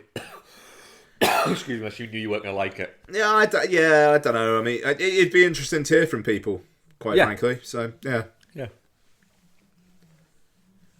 Cool. I think that'll be that. We got questions and whatnot. We do, yeah. Ethan M. Barr, spoiler. I think just in case one of us hadn't seen, what is it?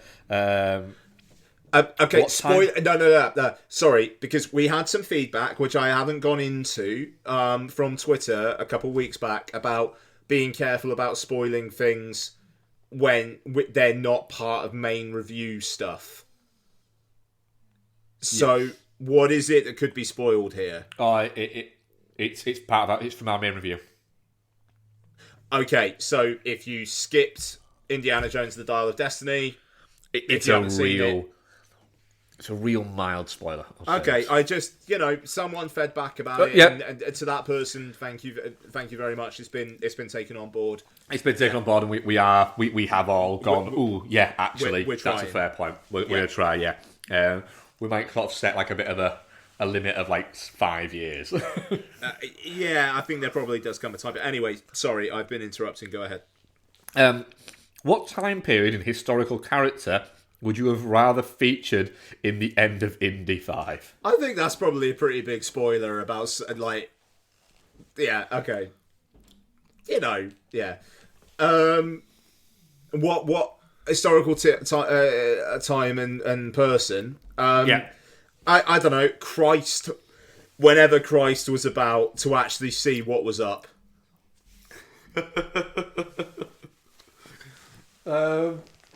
Indiana Jones and the disproving of Christianity. I've watched that. God, who could you have?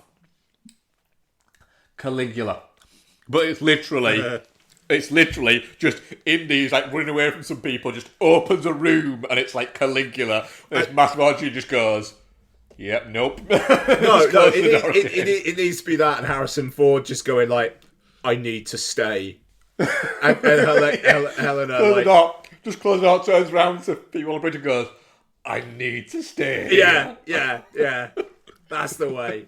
I mean, because, just going back to Star of Destiny, so Boyle Star of Destiny, was his plan literally just to bleed out just watching a battle? I think so, yeah. which you can kind of see the point of Phoebe Waller-Bridge. It's like, do you know what? She was right. Yeah, she was right to do that. But also, don't convince him through a speech. Just fucking punch him. Honestly, that feels like they just gave up. Yeah. But I did kind of like it. Rick Kidd. Yeah. I don't know. It's just like they were like, this is really hard. How can we convince him? But it almost feels a little bit like a bit of an indie tradition of like him just shooting the guy with all of the knives bits. Sure. Yeah, that's fair. Rick Kidd, after the absolute mess Indy 5 was, which film franchise has the biggest drop, or rise if you prefer, in film quality from its initial film to last? I think it would be hard to beat the Highlander franchise for a drop. That is a very good point. I mean, it's a good example, isn't it? You're looking for something that just went like direct to video and just... What was that one that they never finished making? Oh, fucking Divergent. Yeah, it just didn't bother. Yeah, I mean, the bar wasn't particularly high, but just like... that's what... Was it that they made a part 1 but didn't bother with the part 2 or something? They made a part 1 and then ended up releasing it like on VOD, I think, more than anything else. Day and date, didn't they? And then just didn't make the next part, but still paid Shailene Woodley for it. That's wild. Yep. I mean, Rise, I would say you've got to include like Fast in that, because you would never have thought when Tokyo Drift came out that a decade later they would be hitting 11 films and the films would be, touching, would have made over $1 billion, some of them, and touching $1 billion for the rest of them. That's a fair shout. Yeah. Universal Soldier had a big drop-off. Although there was that one a few years ago that was really good. Day of Reckoning, the one that Hyams did. That fucking ruled. I've got one. The biggest drop. Yeah. RoboCop. Oh, fuck. Yeah. Oh, in terms of high to low, yeah, I think you've done it. RoboCop. I think you've done it, yeah. Because RoboCop is a masterpiece. The rest of them are just not. Yeah, no, good shout. You found the answer. Dylan Black Lanterns. I'm currently stuck on the train to Newcastle for some bullshit team building away day, and additionally just watched Throw Mammoth from the train. So my question is, which is the best film set on a train? Throw Mammoth from the Train is a good film. I enjoy that movie. Best film set on a train. Also, Throw Mammoth from the Train is one of those movies that was stuck in the $7.99 loop for a long, long time. In the sense that it wasn't available on any streaming service, and it was always $7.99 on iTunes, so nobody was going to watch it. My answer is Unstoppable. Unstoppable's a fucking great answer. I honestly think that's the right answer. I think it is. There you go. We got one right answer each. We're doing well. Yeah, that's it. I can't think of. I can think of other movies set on trains that are fun, but I can't think of one that beats Unstoppable. Because Unstoppable is a fucking hidden banger of a movie.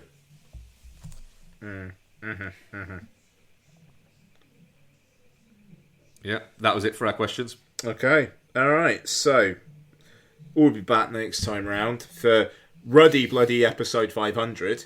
Yeah. Where I think almost the topics are a celebration in themselves, but if anyone wants to send in some stuff to filmbastards@gmail.com, I promise I won't just put them on the end of an episode and not react to them. We'll carve out some time if they do come in. Sorry, Mike. But the topics are and considering she's not here today... Yeah. It's a Becky special, isn't it? It's a pretty fucking Becky special next week. We have got Insidious The Red Door, and we've got Mission Impossible Dead Reckoning Part 1. That is one of the most Becky-ass shows I think we've maybe ever had. Yeah, it is a Becky special. And Becky had forgotten that Insidious Red Door was out this weekend. I think she just got caught up in the whole Mission Impossible, and because Mission Impossible technically isn't out until next week, but it just comes out on Monday. She's like, wait, when's Insidious out? Like Friday. She's like, holy fuck, we're going Friday. Yeah, I mean this is the thing, because they've moved Mission Impossible forward so that they've basically got more days of IMAX and large format screens. I mean it's smart, it makes sense. So part of me that's just like, Insidious is the competition this week. Just release it on Friday. But anyway, Cineworld are doing a secret screening on Saturday. But do you guys still have Unlimited? Yeah, yes, Unlimited. I did see that on Saturday at 7:30. It's going to be Mission Impossible. Do you think? Yeah. I'm tempted to go to it. I think you two need to go to it. I think you will see Mission Impossible 2 days early. I'm tempted to go to it. Because if it's not, it's early enough to go, nah, I'm alright, and walk out. They're getting people out on a Saturday night for an unlimited screening. It's going to be something big. And it's going to be Mission Impossible. It's not going to be like Barbie or Oppenheimer. No. It's going to be Mission Impossible. If I still had Cineworld Unlimited, I would be going. Yeah, I'm probably going to book the tickets and go. Because let's say, if I get there, it starts and it comes out and it's fucking... It'll be 8 o'clock, you just walk out, you still got the evening. That's it. I can still be... I wouldn't have been sat and do anything until that time anyway. Yeah. So, but it's interesting because they do this, because then there's basically nothing out the next week. So it's like, what do we cover the next week? Or do we just... I don't know, do we commit to Oppenheimer and Barbie by the Sunday and we record the Sunday of that week? Obviously discussions to be had, but it has rather skewed the recording schedule. Yeah. Well, there's something we can work out, I'm sure. There'll be some Netflix movie about the making of, I don't know, the Reebok pumps or something like that we don't know about. I mean, yeah, it's probably not a million miles off. Come on, pump it up. If they want to put the Boogeyman on Disney Plus, like in the next couple of weeks, that would be good. That must be on its way. Yeah, because it feels like it should be on its way by now. It feels like I should have watched that by now. Yeah, I mean, to be fair, we should have watched it by now. Yeah. It's kind of naughty us for not going to the cinema to see it, but... I did buy a ticket. So did I, actually. Yeah. Anyway, that Wham movie's out. Is that a film? The Wham thing, it's a documentary, isn't it? We can't have episode 501 be Wham. No, we can't. Oh, fucking hell. I'm trying to look to find out when the fucking Boogeyman comes out. On VRD. It's gotta be soon. I mean, shit, Master Gardener's on VOD now. It is, yeah. We could always just main review. We'll figure out something. It's going to be fun. We'll work something out. It's going to be fine. Right, okay, so, Mark, thank you very much for your time. Thank you very much. Listeners, thank you very much for your time. You can't respond. And as always, go and fuck yourself, old JC boy. Yes, you prick. What a cunt. Bye. Bye.